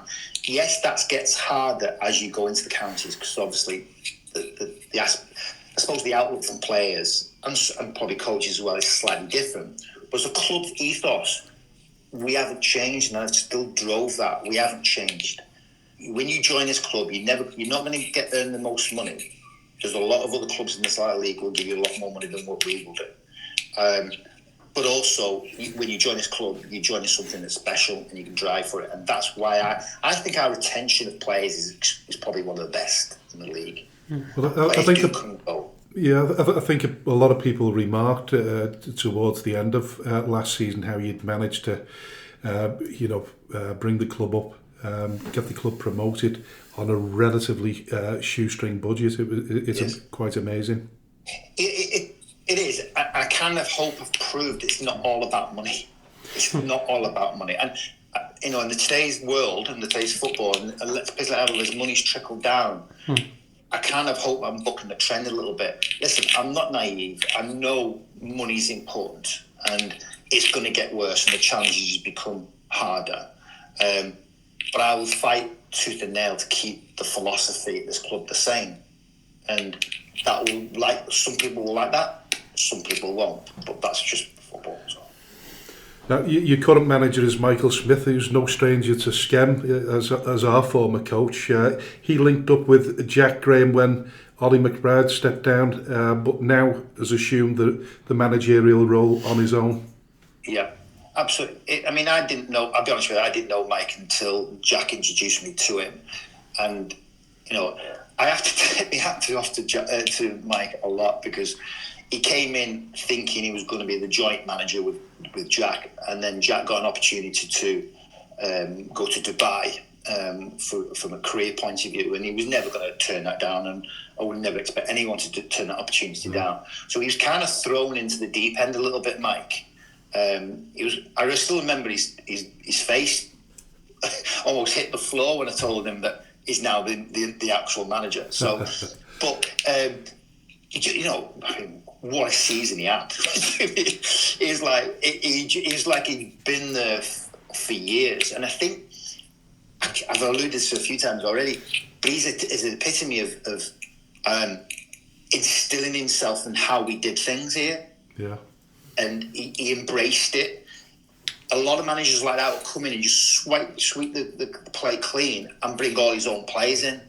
Yeah. He didn't do that. He almost won that Division 1 title with the same set of players, give or take a couple, 3 or 4, obviously, that won the Cheshire.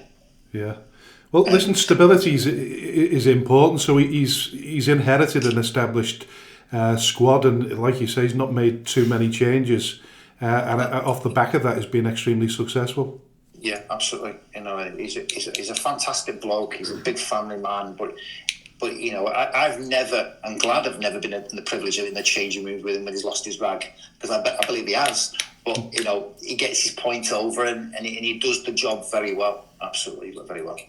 Yeah, brilliant. And listen, I'm sure there's a lot of people, a huge list of people behind the scenes that have helped along the way in the club's progress. Yes, the names are endless. I mean, the original ones are actually Tony Gallagher, who helped us tremendously. Judith Hughes is still with us now. Grant Lane, who's exceptional at looking at funding opportunities and writing bids and getting involved in the community side of things. They were all very important to us in the early days and still are to this day. And you know, we've got some big aspirations to not stand still. We need to keep moving forward, and those people are even more important to us. And as you get bigger and as you become more successful, you generally attract a few more people and a few more volunteers. And glad to say that we've got some key people in some key areas. You know, as we stand here today, we've got the likes of, you know him very well, Mark Hayes, who's come in as our sporting director. And he's been exceptional behind the scenes in the last 12, 18 months from us. What he's brought to this club has been phenomenal. But he's also brought in people himself that's been instrumental to it. And it's allowed me, really. Whereas I was probably 5 or 6 years ago, a jack of all trades. I was doing the secretary, the chairman, I was treasurer. You know, God knows how many times I've sat in that tractor and cut the grass. Yeah. It was one of them. But now the club's got to its position where a lot of the key areas kind of look after themselves, and I can now focus on the bigger picture. Well, where do we go in the next 5 years? And that's what we're trying to do at the moment, the next 5-year development plan. Given the sort of development of the club already, are FC St Helens bigger than what you expected to be at this stage in its existence? Is it bigger than I thought it would be? Yes. Yes. And more so, predominantly in the last 6 months, that's really hit home to me. And I think that's because, you know, when you step away from the actual day-to-day grind of secretarial work or those things, you kind of step back a little bit and see the bigger picture, and you see this almost small army of people getting involved in the club, doing the work that you used to do. And that's when you start to realise, oh my God, this was an idea in my head just over 10 years ago. Now I've got people with us on a volunteer basis trying to drive the same thing that I thought about, you know what I mean? Drive this machine that we've got. And so, yes, it probably is bigger than I thought it would. I didn't expect to be here. I certainly didn't expect to be playing in the FA Cup within 10 years of a bag of balls on Bishop Road. So, you know, yes, absolutely, it's got bigger than I wanted to be. But I'm also not that kind of person that, well, that's it, I've done it. You know, I'm sat here at my desk yesterday and today thinking, like, what's this club going to look like in 5 years' time? What's it going to look like in 10 years' time? But more importantly, what's it going to look like when I'm not here? And that's the important thing. Because you're creating a legacy. Absolutely. I'd like to think I am. I like to think I am. But it's not just me. There's people, Judith and Grant and all these people, they've been around for 10 years as well, if not longer. So it's their legacy. It's not just my legacy, it's their legacy. Do you know what I mean? So it's like, players come and go, managers come and go, chairmen come and go. But the football club should always be there. And that's what we're trying to build. Yeah, listen, equally we're trying to protect the legacy of Skep United Football Club, which is not particularly easy. Listen, your highlights since forming the club, apart from the championship winning season, flying out to the Isle of Man, was that a memorable occasion? Apart from the score, yeah. Listen, it's a small little tip box. You've got a bunch of players. You get on a plane to go and fly over to another island to play a match. Do you know what I mean? Yeah. Fantastic experience. I tip my hat to Isle of Man because they looked after us very well, and from our point of view, it was a good team building session as well because you don't get many of those opportunities to build. Create an atmosphere outside of a football club, and for that it was worth the weight in gold. All right, we lost the game. We will learn from that. Coming away from it thinking, do you know what? We wouldn't have changed things really, other than that, because of what the value it would have brought to the players. Yeah. Did Tom Smith have his first legal pen while he was over there? He did. He turned 18. Yeah, we got him a birthday cake. Poor lad. Did he? Oh. He did turn 18. Yeah. Incredible. And listen, it's from the outside looking in, the club's rise appears to be sort of meteoric, but to a trained eye, you can see there's a more measured and methodical approach to producing what is almost considered a franchisee look about it. I've never been to as a franchisee before, but you're right. There is a methodical way of approaching it. I'm not going to rush into things. What we're doing now needs to pay dividend in 2 or 3 years' time. So there is a way of thinking about it, and a softly approachable thing. Because I say this to a lot of the volunteers that work with us. It's like people come up with lots of ideas all the time, and some will work and some will won't. And people come to me and go, should I do this or should I do that? Or should I do this or do that? And I go, just try it. Try it. Because if it doesn't work, we've learned something. But if it does work, then we've benefited from it. So it's a win-win. So just let people get on with it. If you think it's a benefit to the club, try it. If it doesn't work, fine. We learn from it and we move on. That's it. You're certainly producing a model that looks good. I like to think so. From the outside in. Yeah. There's a lot of things. There's a buzzword even in the outside world of politics and all that about community-based stuff, and we've been trying to do that for 10 years, and we'll continue to try to do that for 10 years. And we need to think out the box because we're in a position now where we need to drive revenues, and because those revenues will create new opportunities for new people. We've got things like, we want to expand our women's team. We've been very successful themselves. They've had a great FA Cup run this year, and because of that, we're getting asked more about women's teams, and we've got a great relationship with the local St Anne's CDP bus hub. We brought the disability teams in, but I couldn't believe what I was hearing. They have to travel outside of St Helens, almost into Liverpool, to play football. For me, that's criminal. Yeah. It's absolutely criminal. And so we need to find solutions about how we can bring these other teams and people, whether it's women, whether it's disability, whether it's other people who just want to get involved in football in our aspects. And so it's our job as a club let's find out how we can do it. Yeah. And that's a challenge over the next few years. Yeah, for sure. Listen, I've had a little bit of experience with ex-Premier League football stars. We brought Pascal Chimbonda to the club with a little bit of help from Mark, it has to be said. Listen, I know you've received a similar amount of attention since you brought Jefferson Montero to the club. Yeah, it came a bit of a bolt because you know what Mark's like. He's he's got these big ideas, and sometimes you look at him and thinking, is he being serious here? But he is. He's been generally serious, and this name cropped up, and I thought, okay, let's see where this goes. And then suddenly it was happening, and the timing was unbelievable because I managed to meet him a couple of weeks ago just before I went on holiday, and then all the press release came out while I was on holiday, so I kind of escaped a lot of the press coverage through Sky and things like that. But it almost looked like I was this rich chairman sat on his yacht in the Mediterranean. And it couldn't be further from the truth. Do you know what I mean? But it was like this thing was evolving, and it was weird because I was on a cruise in a cabin in the middle of the Atlantic Ocean, and on the TV in the room was Sky Sports News, and I switched it on, and guess what? Sorry, it was FC St Helens. Yeah. I'm sat in a cabin in the middle of the Atlantic Ocean. So it was quite a surreal moment. Yeah. And but you were talking about thinking outside the box, and Mark Hayes definitely does that, doesn't he? 100%, yeah. I mean, his thinking box is huge. I admire him for it, and we get on really well for it. And and people will look at us and go, "Oh, you're just pie in the sky people." But do you know what?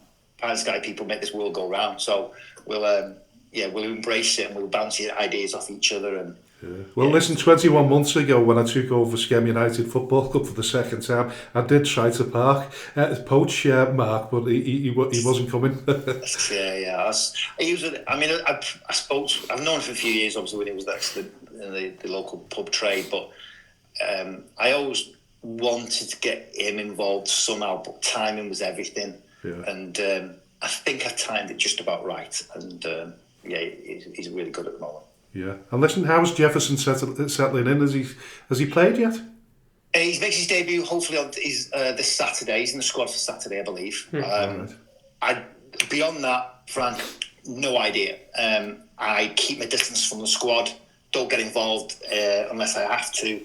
I've not been to the training venue for, I think, been once in 18 months. So I don't really get involved in that side of things. I believe he's in the squad this Saturday. So yeah.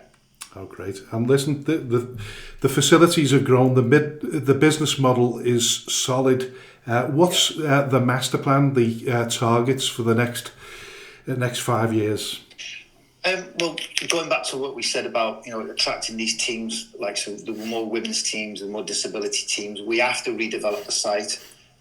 Whatever guys that looks at is still up in the air a little bit. We're still trying to put ideas down a sheet. One of the main things, though, is kind of taking a bit more focus on our junior setup a little bit more. So there's an area next to the ground called Bishop Road Playing Fields where all our junior teams play at the moment. We're currently in advanced talks now with St Helens Council. Again, this is an idea, weirdly enough, we started to talk about before we even got Windleshore Road, and it's took this long to even get them to the table. So we're hoping to take on Bishop Road, and that will help us to, which is approximately double the size of Windleshore Road itself. So we're hoping that will come to fruition in 2025, and then we can start to focus on building the future for the junior side of things, get a new changing facility in there so we can attract more women's teams. We need to attract the disability teams. We've got them there already, but obviously the challenges that they face, we might need to look at an artificial pitch. There's a small one, whether we look at a bigger picture, we've no idea yet at the moment, but we need to find a solution for these teams to come to FC St Helens. Listen, it's an amazing story. Thanks for coming on the show and explaining it to everybody, to the listeners. Anybody out there that's got aspirations of starting a football club, you're certainly the man to speak to. I hope so. I've got a few stories to tell. Listen, thanks very much again, and good luck for the rest of the season and for the future. Thanks, Steve. Thanks very much, guys. Thank you. Take care. You too. Cheers. Bye. Bye. Special shout out to all the businesses that support Skelmersdale United Football Club: Origin Sign Company, T&W Garners, 7PDS, Skem Express Cars 5005, Lease Car UK, RNB Auto Centre, SB Skills Solutions and Hey Presto Web Design. Thank you to everyone who donates to the club, supports our race nights, raffles and the lottery bonus ball scheme, and of course the last man standing. A special thanks to those who organise these fundraising events, especially the incredible Lee Davis and Lucas Berquist. To all who stand by us both on and off the field, we are truly grateful. If you wish to sponsor the show, please contact me at chairman.skemutdfc@gmail.com or call me on 07766 054 548. All proceeds will go to Skelmersdale United Football Club. Thank you for your unwavering support. Hello and welcome to the third and final part of the show where we feature fixtures and predictions. But once again, can we say thank you to the chairman of FC St Helens, Steve Leather, gave us a great insight into what he's achieved in the short period of time that he's been involved with the football club. A remarkable story, really. Oh, absolutely unprecedented, I think. Yeah. How you can build a football club from where it's come from to where it is now in 10 years. It's unheard of, really. They've almost built themselves a franchise in many ways, or sort of a template for a franchise if you wanted to start a football club up from the bottom upwards. Yeah. You'd certainly go to Steve. Yeah, you'd absolutely look at that blueprint, men's team, women's team, junior teams. He's got the lot, and he's just looking to expand, isn't he? Just make it even bigger than what it is right now. Sky's the limit for him. Most definitely. Listen, as alluded to earlier before, Atherton LR host Bourne Town from the United Counties Premier Division North on Saturday in the FA Vars 5th round. This is a challenging game for LR. Arguably, they face their most formidable opponents in this competition. Bourne Town won the United Counties East Division 1 title last season and are currently top of the Premier League North. To add context to this, Bourne are playing the trade one division above LR. They've lost just one league game in their last 21, winning 18 and drawing 2. If Atherton win, we certainly hope they do. You'd have to say that they have the credentials to go all the way. So listen, we're going to go straight into our interview with Shaun Lynch, who's the chairman of Atherton LR. A warm welcome to Atherton LR chairman Shaun Lynch. Hello. Hello. Hey guys, you okay? Yeah, most definitely. Yeah. Listen, you've got a vital fixture this weekend. We'll discuss that soon, but 18 months ago, you'd appointed Dave Jones as your new manager when he was just 23 years of age. You set the tongues wagging back then, with people no doubt thinking you'd lost your marbles. But sometimes you have to take a punt. This has certainly paid off. You finished runners-up in the North West Counties Division 1 North last season, sadly bowing out in the playoff semi-finals. But this season, your favourites to go up automatically. You must be extremely pleased with the appointment you made. Oh, without doubt, yeah, without doubt. I got recommended by a couple of people I know. I respect their opinions. Brian Richardson from who's been at Bootle and FC United, and he just said to me, Shaun, just interview him and see what you think. And out of all the people I interviewed, he was the best. Doing a PowerPoint, and he knew about the players from the season before, what we needed to go forward. And it didn't come across as a 23-year-old at all. He came across as probably a seasoned manager, if you like. He'd been doing it 3 or 4 years at Bootle, so and he knew lots of players, and he had his backroom staff were all in place. So yeah, 100%. I could give him a go, and it's probably the best decision I've ever made, to be fair. Yeah, he's classy. He's classy. He'll go high. There's no doubt about it. If he can take us with him, all the better. All the better. Yeah. Well, listen, we've had Dave on the show. We're big fans of Dave. Huge fans of Dave. He's got a very powerful head on young shoulders, hasn't he? Oh, without doubt, yeah, without doubt. He's going bald like me already. He's only 24 now. 2 years in management. He's yeah, we did take notice of that when he was sat here, because he actually came into the studio, so we actually sat with him. Absolutely amazing young manager. But listen, you've managed the club yourself once upon a time, so how's the transition from manager to chairman been for you, and what insight has it given you? Oh yeah, I was in management for 20 plus years. I was at Atherton Town managing it, Manchester Premier League for 18. Then LI was struggling a little bit, so they asked me to come and do a job up here for 18 months, which I did, and we had a good side, to be fair, until it all ended for one reason and the other. But I don't think I manage anymore. It's a totally different game now than it was when I managed, where you could tell players exactly what you thought and blah blah blah. But these days you have to pick and choose your battles really, and put your arm around players, and that's not me really anymore. So when we came to LR, I really enjoyed this side of it. To be fair, it's hard work. Really hard work, but you don't have to deal with players, and I'll leave that to the younger generation. So you just have to do other things now, and which we've done great at the club, and got a great bunch of volunteers, and I'm chairman in name only really. I run the bar and other things, so with my wife. So and then I think most chairmen do these days, don't they? You have to multitask. There's no doubt about that. But listen, what it does give you, it gives you great balance, because you've been a manager and now you're on the other side being a chairman. And when you speak to your managers as such, you can give them a bit more insight to how it is from both perspectives.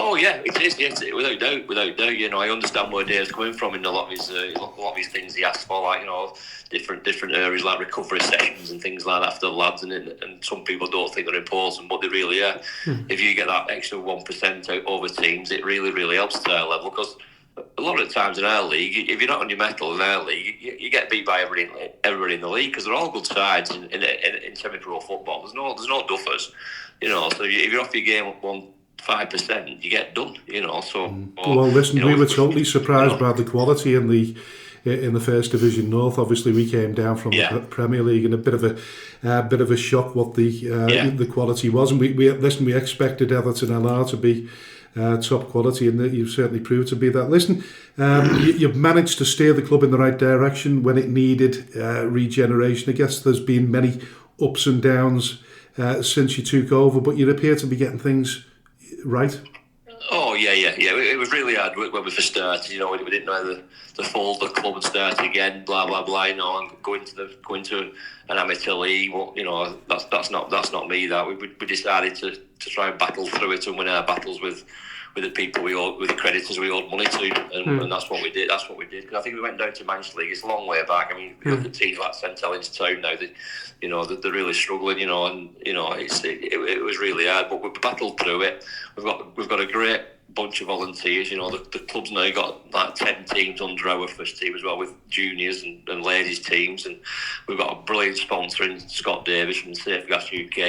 He's doing lots of groundwork for the club, and put a few projects on the go as well. So the club's in a really financially good position. We're building new changing rooms. They're ongoing now, and we're going to extend the clubhouse into the existing old changing rooms and make the clubhouse bigger. So all the money's going into the club and securing the club's future for years and years to come when we're long gone.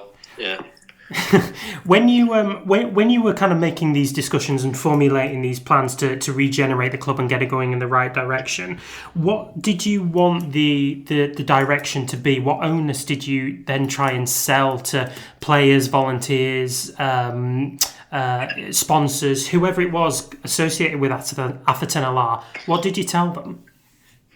Well, I mean, I'm quite well known in Atherton, to be fair. So we have lots of contacts. A few of us in Atherton, and they knew when we took over, we'd get it going again, and we have done. I say lots of good sponsors, and the main thing was just to save the club really and get it going, because Laburnum's got a really really big fan base. We've got a massive council estate next to our ground. That's on tap. We started doing free season tickets for the Hagfold area, and that's been a real good one for us. We're getting back into the community now. And that's a real big thing for us, because I said the Agfold area is the biggest council estate in Wigan, and so there's thousands of people live on it. If we can get like another, well, our crowds are increasing year on year. You know, we're up to around 200 now. So so. And the local sponsors are coming on board, and you get people obviously throwing things your way, and we've got 4 or 5 different events lined up for next season. For like the Army coming doing an Army Day, we've got a music festival, we've got a celebrity game coming on the pitch, you know, so we've got lots lined up as well to make the club profile even higher, if you like, and we'll continue doing that year on year. We spoke to Steve Leather, the chairman of FC St Helens, earlier on in the show, and they've had quite a remarkable journey to where they've got to now. And you hit the nail on the head there. It's all about community and building strong links with the community. It certainly helps.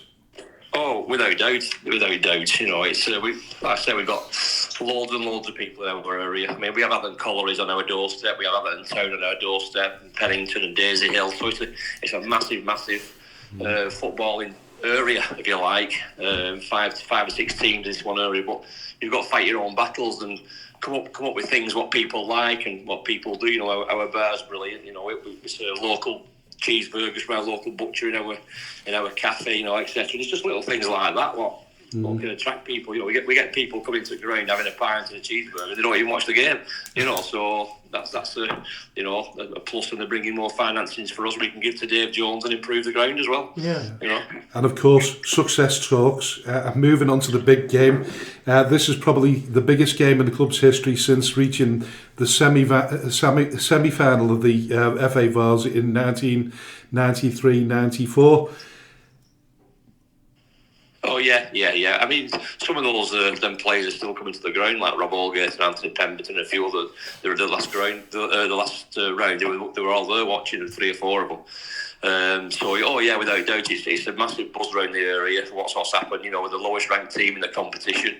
You know, I think we were 40-1 last round. Now we're 20-1. So we've already beaten 4 teams in League I than us, from 3 from our North-West Counties Prem and 1 from Hallam from the North-East Counties Prem. So, you know, this is obviously our toughest test. And yeah, I was going to say that Bourne Town's the biggest challenge in the cup so far, isn't it? Yeah. Well, they're top of the league and flying. You know, we've had them watched, and Dave Jones says they're a quality outfit, but you know, we're at home. We've got our Crowley Park slope. They have to deal with the slope, and you know, we'll see how they go with it. You know, we'll give it our best shot. What will be, will be. Yeah, listen, I know it's still got a slope, but the groundsman's doing a wonderful job on that pitch. Oh yeah, Chris Mulcahy. Well, Dave Jones is a groundsman as well, our manager, so he helps Chris out a lot now. And it's like a bowling green half the time. So, we're very lucky to have them both. Really, very lucky. So, what's the feeling around the club and the town with this big fixture coming up? Oh, everywhere you go, the people are asking about you, and you know, we've had the local newspapers, Bolton Evening News, League Reporter, Caden Openshaw does a great job in our social media at promoting it. You know, they've even been round walking, putting flies through people's door around the ground, and everywhere you go, like you get like asked about it, and you know, and there'll be another massive crowd on Saturday, and yeah, there's a real buzz around the area at the moment, you know. You know, I love it like, but promotion's my thing. Yeah, I really want to get out to North and get into the Premier League. That'll make me happy really than Wembley. It might sound stupid, but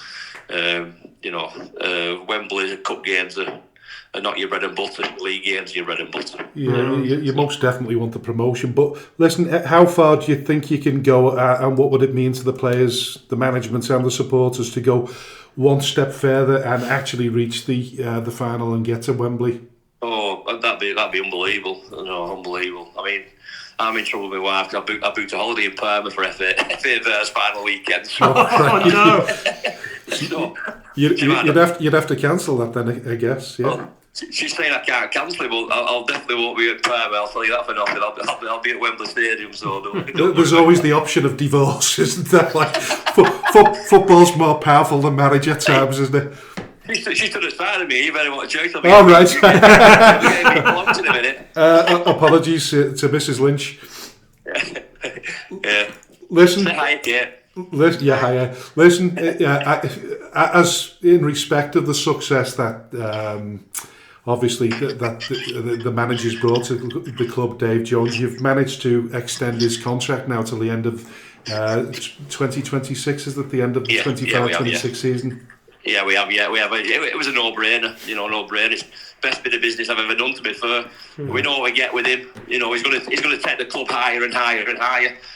So 18 months for Dave is brilliant. He does great on the pitch and great off the pitch as well. He's even got himself a little manager's room he got from Earlham, and he's always thinking all the time how he can improve the club, and that's what I like about him. I like a lot about him. Yeah, I don't think he did a great deal of good, really, sort of blowing the trumpet about Dave on the show when he was on. But we know he's a quality manager, and he's certainly bringing an awful lot of attention to himself as well as the football club. Yeah. I mean, the clubs at our level know what's going on. They can see how the NL are doing so well this season, and they'll be thinking, who's the manager? Can we poach him, and can we get him out of LR? And it's a. Sorry, you've just disappeared there. I know this is it is what it is. It's dog eat dog, isn't it? So you do what you do. Yeah. Of course. Listen, good luck with Saturday. We urge the townsfolk to get behind the team and act as their 12th man. And whatever happens, all the best for the rest of the season, Shaun.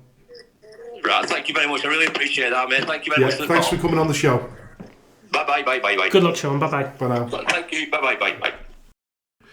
Thanks to Shaun Lynch. That was a really great interview, wasn't it? It really was. You could tell that how passionate he is about Atherton LR. That club clearly means so much to him, and I think he's just enjoying basking in every success that it's giving him at the minute, particularly given how hard he's had to work to regenerate it, to turn it around, to garner the faith of the players, the fans, the sponsors, and to bring in a manager like Dave with such huge potential as well. Everything's wrapping up really nicely for him. So we absolutely wish Shaun, Dave and LR all the very best against Bourne Town. Most definitely. And like I said before, if they can get past Bourne Town, you'd have to say they've stand a really good chance of going all the way and going one better than they did in 93-94. Yeah. Brilliant. We've had some great guests on today, so I've really enjoyed it. Me too. Both Steve and Shaun, great guests. But listen, we move on to the nuts and bolts. Would you say of? This is the engine room. This is the expert analysis point of the show. Yes, it is. Alan Shearer and Ian Wright were not here, unfortunately, so you're left with us. Yeah. So listen, we'll move into we start with the Premier Division as we always do. Ramsbottom appear to have the easiest of fixtures. Just get to the fixtures there and have a quick look at them. They're at home to Longridge Town. So Ramsbottom, top of the league. Longridge in 19th. So if Ian Nutter wants to see Longridge Town, he's going to actually have to buy a ticket this time. You've got to say that for all the promotion chasing pack at the top of the table, Ramsbottom probably have the easiest fixture. Longridge, not a team in particularly outstanding form. Lost their last fixture, but did win the 2 and drew 1 before that. So it's a bit up and down for them at the minute. Yeah. And then, whereas Bury are away to Stockport Town, that's a little bit tougher for them. It is. Yeah. Padiham probably has the toughest fixture away from home, which is to Chadderton. Yeah, Chadderton. You're gonna want to be really. So if you are Chadderton, you've got to win this game. You've got to win this game, not only against another playoff chasing heavyweight, but just to get back a bit of form. Yeah, and listen, if Earlham fancy the chances of a late sort of surge, they're going to have to overcome the Alaman away from home. Yeah, going to do it late as well. 6 o'clock kickoff. Yeah, they've been doing particularly well, haven't they? Helens yeah, absolutely, as well. yeah. Tucked in there behind Paddy. Yeah, unbeaten in the last 6. 5 wins from that 6 as well. Scored 10, conceded 5, which isn't bad at all. You wouldn't have said at the beginning of the season, you wouldn't have put them 2 teams up there at all, would you? Earlham and Padiham. Yeah. No, probably not. Padiham, like we said, if they're gonna stay there, they're gonna need to keep Josh Briggs. But 17 goals scored in 6 games. That's just under 3 a game, and just the 4 goals conceded. It's ludicrous numbers, really. Yeah. But absolutely, well within their rights to challenge for at least the playoffs. They do occupy the last playoff position in the Premier Division, but they do have 5 games in hand on the teams above them and Earlham, who are 1 spot below them. I must state at this stage that Lower Breck were due to play West Didsbury tonight, which is Thursday, although the show comes out Friday. Yes. Keep on to try and explain that one, but the game is off due to they had the floodlight grading or whatever it is they call it these days. They had that yesterday on the Wednesday, and I don't think they've got the results through yet. Oh, I see. Right. So they weren't allowed. It's not their ground, is it? The Anfield Sports No, ground. it's not. No. You've got to get grading on your floodlights. Yeah, it's got to be a certain lux, otherwise you can't. It's got to be. Oh, that's silly. Health and safety, I would imagine. Health and safety might. In another fixture tonight, in the Macron Cup, second round, Padiham are playing Longridge. So that for Padiham could affect the result at the weekend because there's a short period of time for recuperation.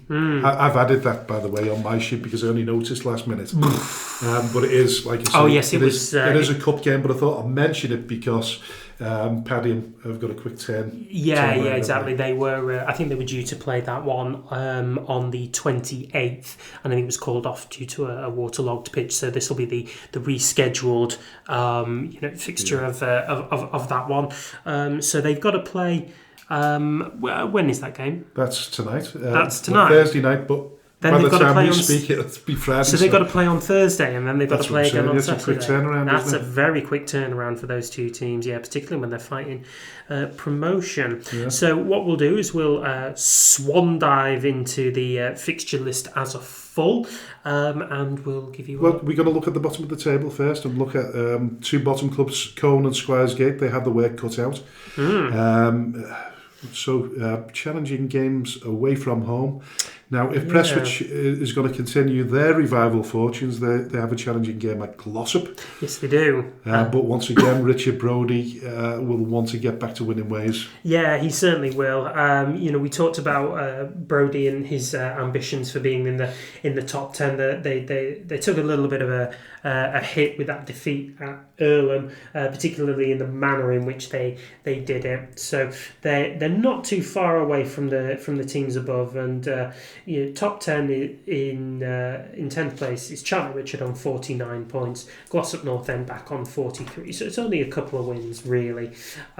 So if he's going to do that, he's going to want to win games like this against Prestwich Hayes and just kind of stunt their revival before it really starts. But it's a must-win game for Prestwich, rooted to the bottom. If they're going to get anything out, but they're going to claw their way out of the situation that they're in. But listen, they've had relative good form, haven't they? They're steady enough, yeah. So they are. They've won 3. They've won their last 2 games. 3 wins, 3 defeats. And 3 wins and 3 defeats. Yeah, so the omens are there for a bit of a revival from Prestwich. But, Colne itself is experiencing a mini revival. Pilks, they've got a bit of catching up to do to catch hold of Pilks and South Liverpool, who are 20th and 21st. I see Squiresgate sort of a well in that relegation dogfight now. And I do see them going down at the end of the the season. Although we don't like to talk about teams that are being relegated at this level, but because I think we do realise that maybe if we want to, could be very realistic. If we want to include any guests from those clubs, they're not likely to come on because because we've insulted their team and not insulted but condemned. Yeah, we just sent them off already, haven't we? Really, but so you want to go through the results? Well, listen, we obviously featured the big game in the FA Vars. Yes. I know it's going to be a tough game, but I think David Jones has done his homework. I just want them to win, so I'm going for an Everton LR. Yeah, this is my heart talking and not my head right now. So this is purely a heart over head fixture for both of us. So because we love David Jones, we love Shaun Lynch. Like I say, Everton are one of those teams that everybody has a soft spot for. Home win. Yeah, definitely. Yeah. Listen, we'll just briefly go over the Edward Chase Cup quarter-finals because it's got to the quarter-final stage. Holton United really in good form in Division 1 South versus Holker Old Boys. I think it'll be a little bit too much for them. I think Holker Old Boys for that one. Me too, yes. Asheville versus Exton Villa. I think I'm going for Exton Villa on that one. Yeah, purely based on the levels that they're playing at. Yeah, me too.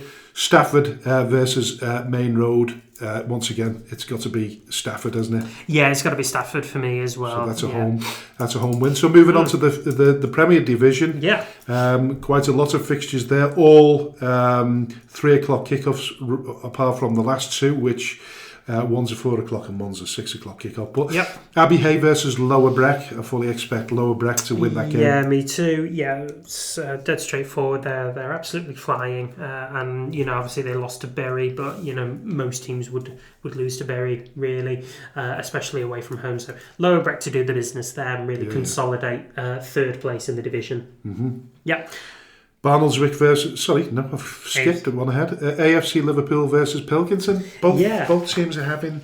Not great seasons.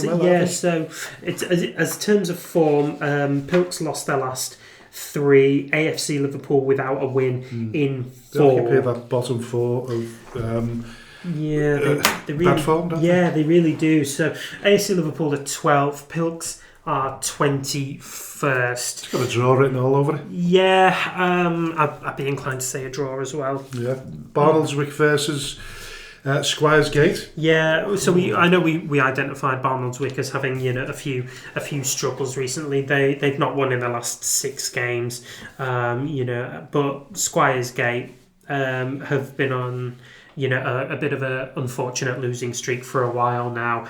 I know they pushed Ramsbottom to the end in their last game, which is very commendable, but I don't see that happening against Barnoldswick, so it's a home win for me.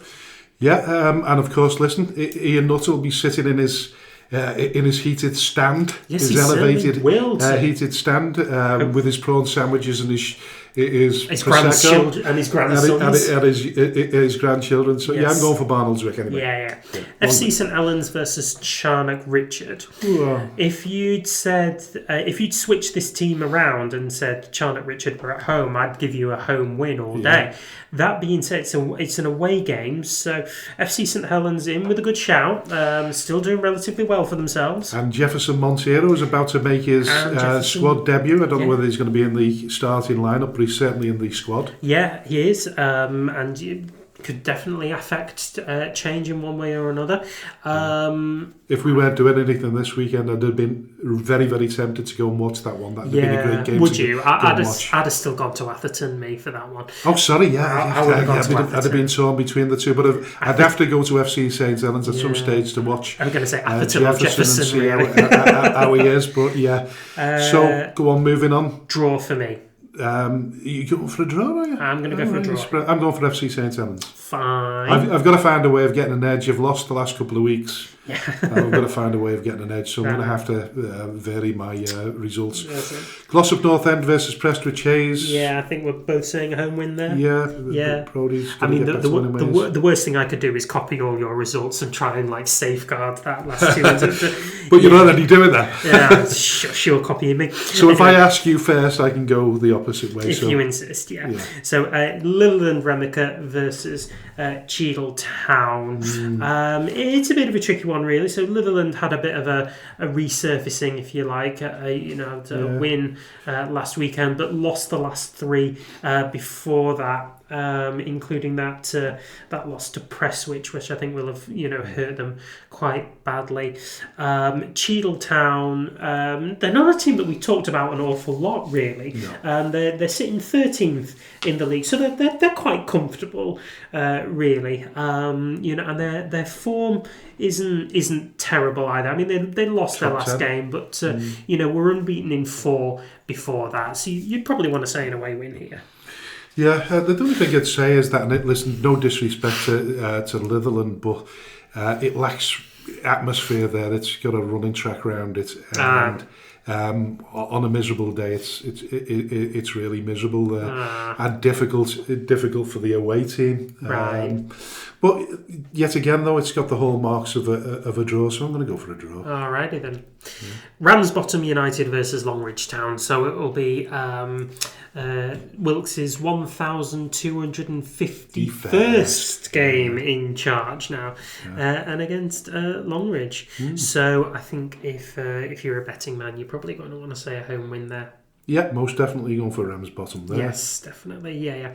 Stockport Town versus Bury. So this is a little bit of a trickier one. Potential banana skin. Yes, potential banana skin. So I know Stockport lost their last game, but then they did pick up 2 wins and a draw before that. Their goal scoring versus defending exploits are a little bit too close for comfort, and with DJ Pedro on a bit of a streak at the minute, I fully expect Bury to take the points here. Yeah, I'm going along with that. West Didsbury and Chorlton versus Cone. Obviously, we talked about them we do. Before, and the stench coming from the from the little tea hut. Well, West Didsbury and Chorlton, mixed bag of results recently, but got back to winning ways and then secured a 0-0 draw against Abbey Hay. Good strong home contingent of supporters. Very good strong home contingent of supporters. It's going to be 800. Me too. I think Cullen will just be kind of psyched out of it, really, even though they are sort of returning to a bit of form, and they do have a goal scorer of their own. I talk about Jude Entwistle a lot, but that guy scored again when they won last weekend. So I think it will be a West Didsbury and Chorlton win, though. Yeah, the Vestacare Stadium, Chadderton versus Padding. We talked about it before. Played at Avro. Yes. It's a must-win game for Chadderton. I suppose it's a must-win game for both of them in terms of aspirations for the title. I just think Padding have got the edge over Chadderton, and for that reason, I'm going for them. Yeah, I'm going to say an away win as well. Paddingham on a well-publicised hot streak, conceded the lowest amount of goals in the division as well, and I think they're about 3rd on the goal-scoring exploits in the last 6 games as well. So I'm expecting an away win there. Yeah, I think at some stage, though, with the games that they've got in hand, they're going to be playing more games at the difficult part of the season. Yeah. And it might. They've got to win games like this. If they're going to drop points anywhere else, they've certainly got to win these games. But yes, they do. Yeah. The 6 o'clock kickoff: FC Isle Versus Earlham. I can only see Earlham winning this. I can only see Earlham winning this as well. Like I say, they're another one of those teams that's on a bit of a hot streak as well. Only conceded 5 goals in the last 6 games, whereas Isle of Man, they had that quite astonishing 2-1 win over AFC Liverpool when all 3 of the goals in the game were scored in added time. Yeah, exactly. So FC Isle of Man scored first in the 94th minute. AFC Liverpool equalised in the 95th, and then in the 98th minute, FC Isle of Man got that winner, which was their 2nd win in 4 games. Sandwiching 2 straight defeats. A relief for them, and that would have felt like a cup final win, that wouldn't it? Oh, very much so, yeah. But brilliant, yeah. So we're going for Earlham win, I think, on both accounts. Earlham win, and we're going to skip now straight to the southern section of the league, and we're looking at Wolverhampton Sporting Community versus Barnton. Both at the bottom of the form table. Yeah, they are. It's only 2 o'clock kickoff in amongst those 6 fixtures in the First Division South. Something to do with bulbs. I think. So things are looking I'm going for a draw. Yeah, I'm saying a draw as well. I don't see there being, pardon me, Wolves and Barnton, but I don't see there being an awful lot of quality in that game. I'm saying a draw. Old Scott Heath versus Foley Mere at the Giant Stadium. I think capacity is about 300,000. No, it's not. That's for the Giants. Yeah, it's full of the tall people. Yeah, absolutely. So based on that, they'll have a really pretty tall team. So you'd have to go for. No, you wouldn't. I'm joking. But stop it. It's going to be. I think it could be a close contender game. That. Yeah, I think so. Looking at the form table, there's not a great deal between them. Foley Mere, their climb up has been sort of quite well documented since they brought in new management. They're a bit inconsistent at the minute, winning and losing 3 each. Sorry, pardon me. They've won their last 3 games, pardon me, but were without a win in the 3 before that, and have conceded more goals than what they have scored. Old Scott Heath, again, a sort of a mixed bag. They've not won in their last 5 games, also conceding a few as well. I'm going to say a draw. I'm going to go for Foley Mere because, like you just reminded me there, they've won the last 3 games, so listen, they're on a bit of a roll. All right then. Market Drayton Town versus Eccleshaw. Yes. Of course, Market Drayton victims shocked by Shawbury United. Yes, they certainly were. Home game against Eccleshaw, who are in 3rd place in the form table. Is it Eccleshaw or Eccleshaw? Eccleshaw. I call it Eccleshaw, but... Yeah, sounds reasonable. All right, we'll go for that. Yeah, all right, fair enough. But they're 8th in the table and 3rd in the form table. They won their last 3 games, but then lost the one most recently. That's a really difficult one to call, and I didn't think that it would be, but I will say a draw. I'll go for Eccleshaw. Fine. Mm-hmm. Alrighty. New Mills against Alsager Town. So Alsager, they got a win a few weeks ago, but they haven't won in their last 4. Conceding goals at a bit of an alarming rate, sort of at a rate of 2 a game. New Mills are sort of 12th in the form table with 1 win in their last 6, and then 9th in the division overall. So you'd be more minded to say a home win there. Yeah, I'll go for New Mills. Yeah. Now this is a big clash, Runcorn Town versus Winsford United, because this sort of highlights Runcorn Town's credentials going into next season more than anything. It does, yes. Because there's a sort of a change of fortunes at Runcorn. They've won 3, drawn 2, and lost 1 in the last 6 games. That's exceptionally good form. Winsford are just behind them with 3 wins, a draw, and 2 defeats. Yeah. I think it's got the hallmarks of a draw. Yeah. But I could also see Runcorn Town pulling off a surprise. Would it be a surprise victory? I think it would be a surprise victory because Winsford are pushing Stafford, and then they're neck and neck, the pair of them, for that automatic promotion spot. You're going to go for a close one here? I think it'll be. Do we think it'll be a close game? I think it will be a close game, but I think Winsford will win it. They did exceptionally well to take that draw again at home to Stafford last week, when I think most of us were expecting a Stafford win. They're got to underline their credentials here somewhere, whereas Runcorn, I think it's all about the long game for next season. I'm going to say an away win. Well, I've just changed my mind last minute. I'm going to go for Winsford United, but I'm hoping Runcorn Town win. Hearts and heads. There you go. Yes. Stockport Georgians versus Shawbury is the last fixture. It is, yeah. In that one, you've got to say that's Stockport Georgians. I would say so all too. Day long. Yeah, Stockport Georgians, they only have 1 win in their last 6, but they are sort of 13th and quite sort of comfortably, just a little bit comfortably.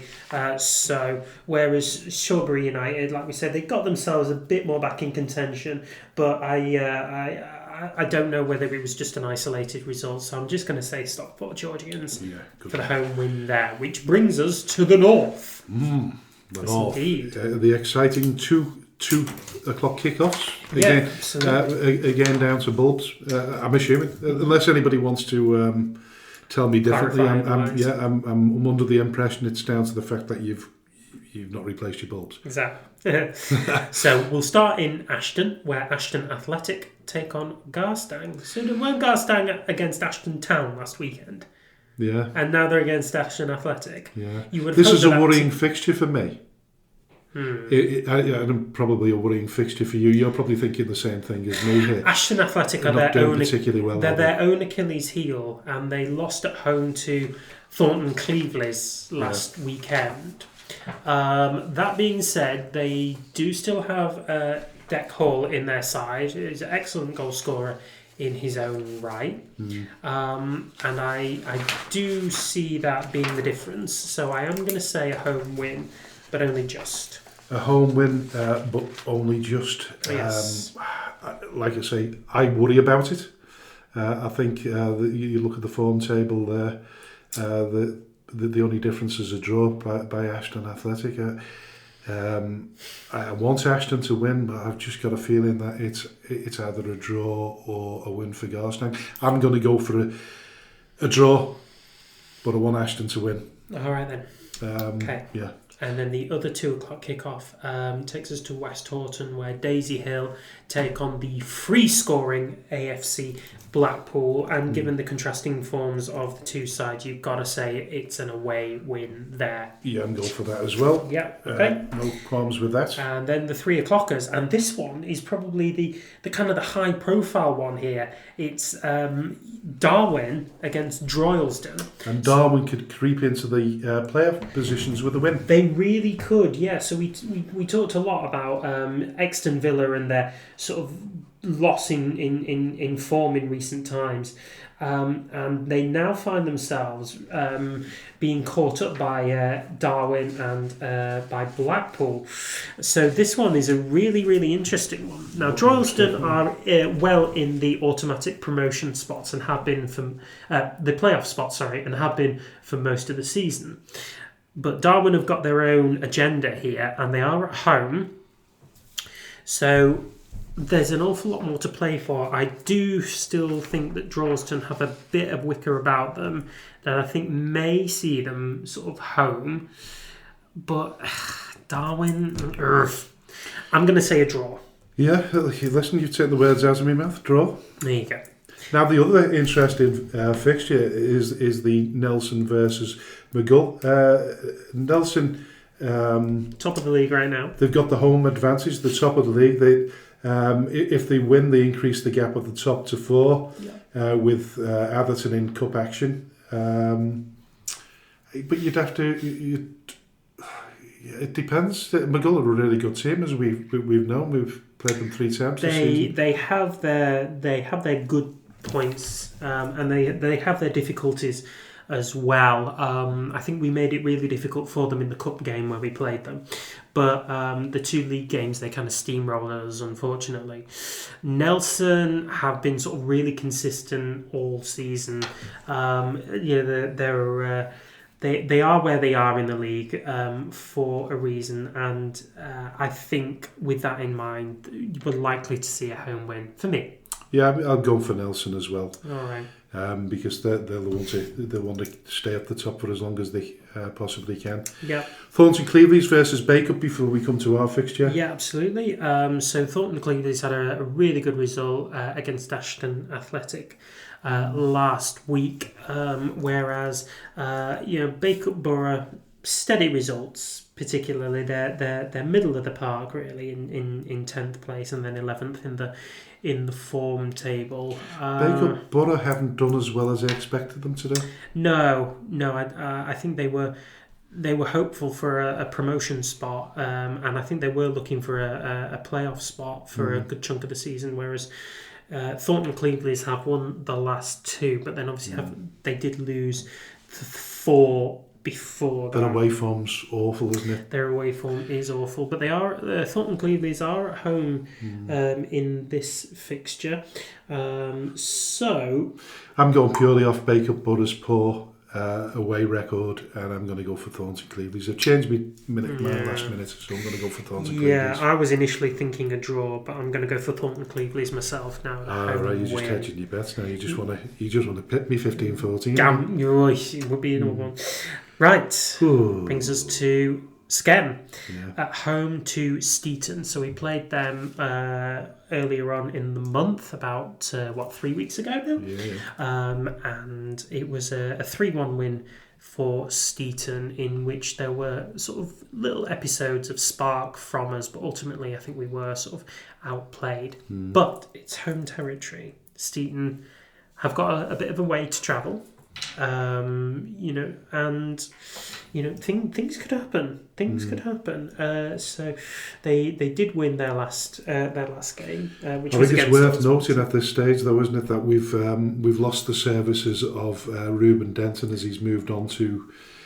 He's moving on to Main Road. Yes, which that will inhibit our attack. Definitely, he does and always did bring an element of exciting and an element of quality, element of flair to the team. And I think, unless we've got somebody waiting in the wings straight off, I think that will be a bit of a miss for us. Steeton's most potent attacking weapon, from what I saw in their last game, was their right back, Macca Smith, who played a heavy hand in certainly their second goal. It could have been a goal in his own right, really, but he hit the post. It was then followed in by Jake Townsend. And I think he'll be a weapon once again in this fixture. And I think the left-back side will have difficulty controlling him. I think if we hedge our bets on the defence being rigid, then I think we can get a draw out of this one. I think the attacking flair that we've lost in Ruben, we can't replace immediately, and I think that will be a bit of an inhibitant for us, no matter how Tommy plays in terms of style, I don't think we're going to replace we're going to replace him immediately, but we will have a new centre forward in the squad. I must say a new centre forward. He's been training for quite a while now. Okay. And he's big and strong, and he can hit the ball. So that's what we need. He's more sort of a holding forward, if you like. One of these that can turn and wallop the ball. Well, that's good. We need a bit of that, because all of our guys up front are sort of short and skinny, really, but they can move really quickly with the ball. Yeah. It'll be a really good foil for Luca Boone, actually, because Luca's small and rapid, and if this guy is big and strong, then it's a really good mould of Crouch and Defoe. You've taken the words out of my mouth. That's exactly what I was going to say. A perfect foil for the. For the new frontman. Absolutely. So listen, I have to. I'm chairman of Skem. I have to believe in positive results, miracles you might call them. But listen, I'm going for Skem United. Me too. So listen, I think we're not really going to sort of go into next week's fixtures because they're sort of hit and miss. But listen, that about covers the. That covers all the predictions, yes, and hopefully I'll win this week. But as at this stage of the podcast, I always ask the question: what have we learned? What have you learned, AJ, the past week? Well, goodness me, I have learned that communication is absolutely everything in this business, whether you are a player, whether you are a manager, a chairman, or a referee. Yeah. And I think you've always got to be upfront with how you see the direction of yourself, of the direction of the club that you are representing, and if you are a referee, then you've got to judge the direction of your own professionalism and where that's going. So for me, it's really important to be as communicative and as open and as honest as what you possibly can be from day one to day dot. Yeah, most definitely. From my perspective, I've come away from Route 1 Rovers on Saturday very despondent, and all I can say is football puts you in a very some very lonely places at times, and from my perspective, that was purely down to results and the ongoing situation with finding a place Yeah, back in away from- SCEM and the politics behind that, and I'm working hard behind the scenes to come up with a solution to that. But then I think about the likes of David Coote and Paul Barthorpe, and try to see the good in humanity as well, and that sometimes you can make mistakes that can put you even in a darker place than I've been. But overall, you just got to keep plugging in it, haven't you? Just got to keep working hard for the right end product, really, which we know that you're doing. We've got good fans. Good. And listen, the final words, as always, go to AJ Vidgett. You've been listening to the Speaking Frankly Football Show with Frank Hughes and myself, AJ Vidgett. This podcast is brought to you on various different podcast platforms, including Amazon Music and Spotify. So please remember to rate and review and subscribe so that you can be notified whenever we release a new episode. We are also developing our platform onto YouTube, so we will be on there very, very soon, and in audio format only. But we will eventually get round to the visual side of podcasting as well. So please remember to rate and review, because we thrive off the words and the listenings of yourselves at home. And please remember to tune in next Friday, when we will be back with the 14th episode of the Speaking Frankly Football Show. Until then, bye bye for now.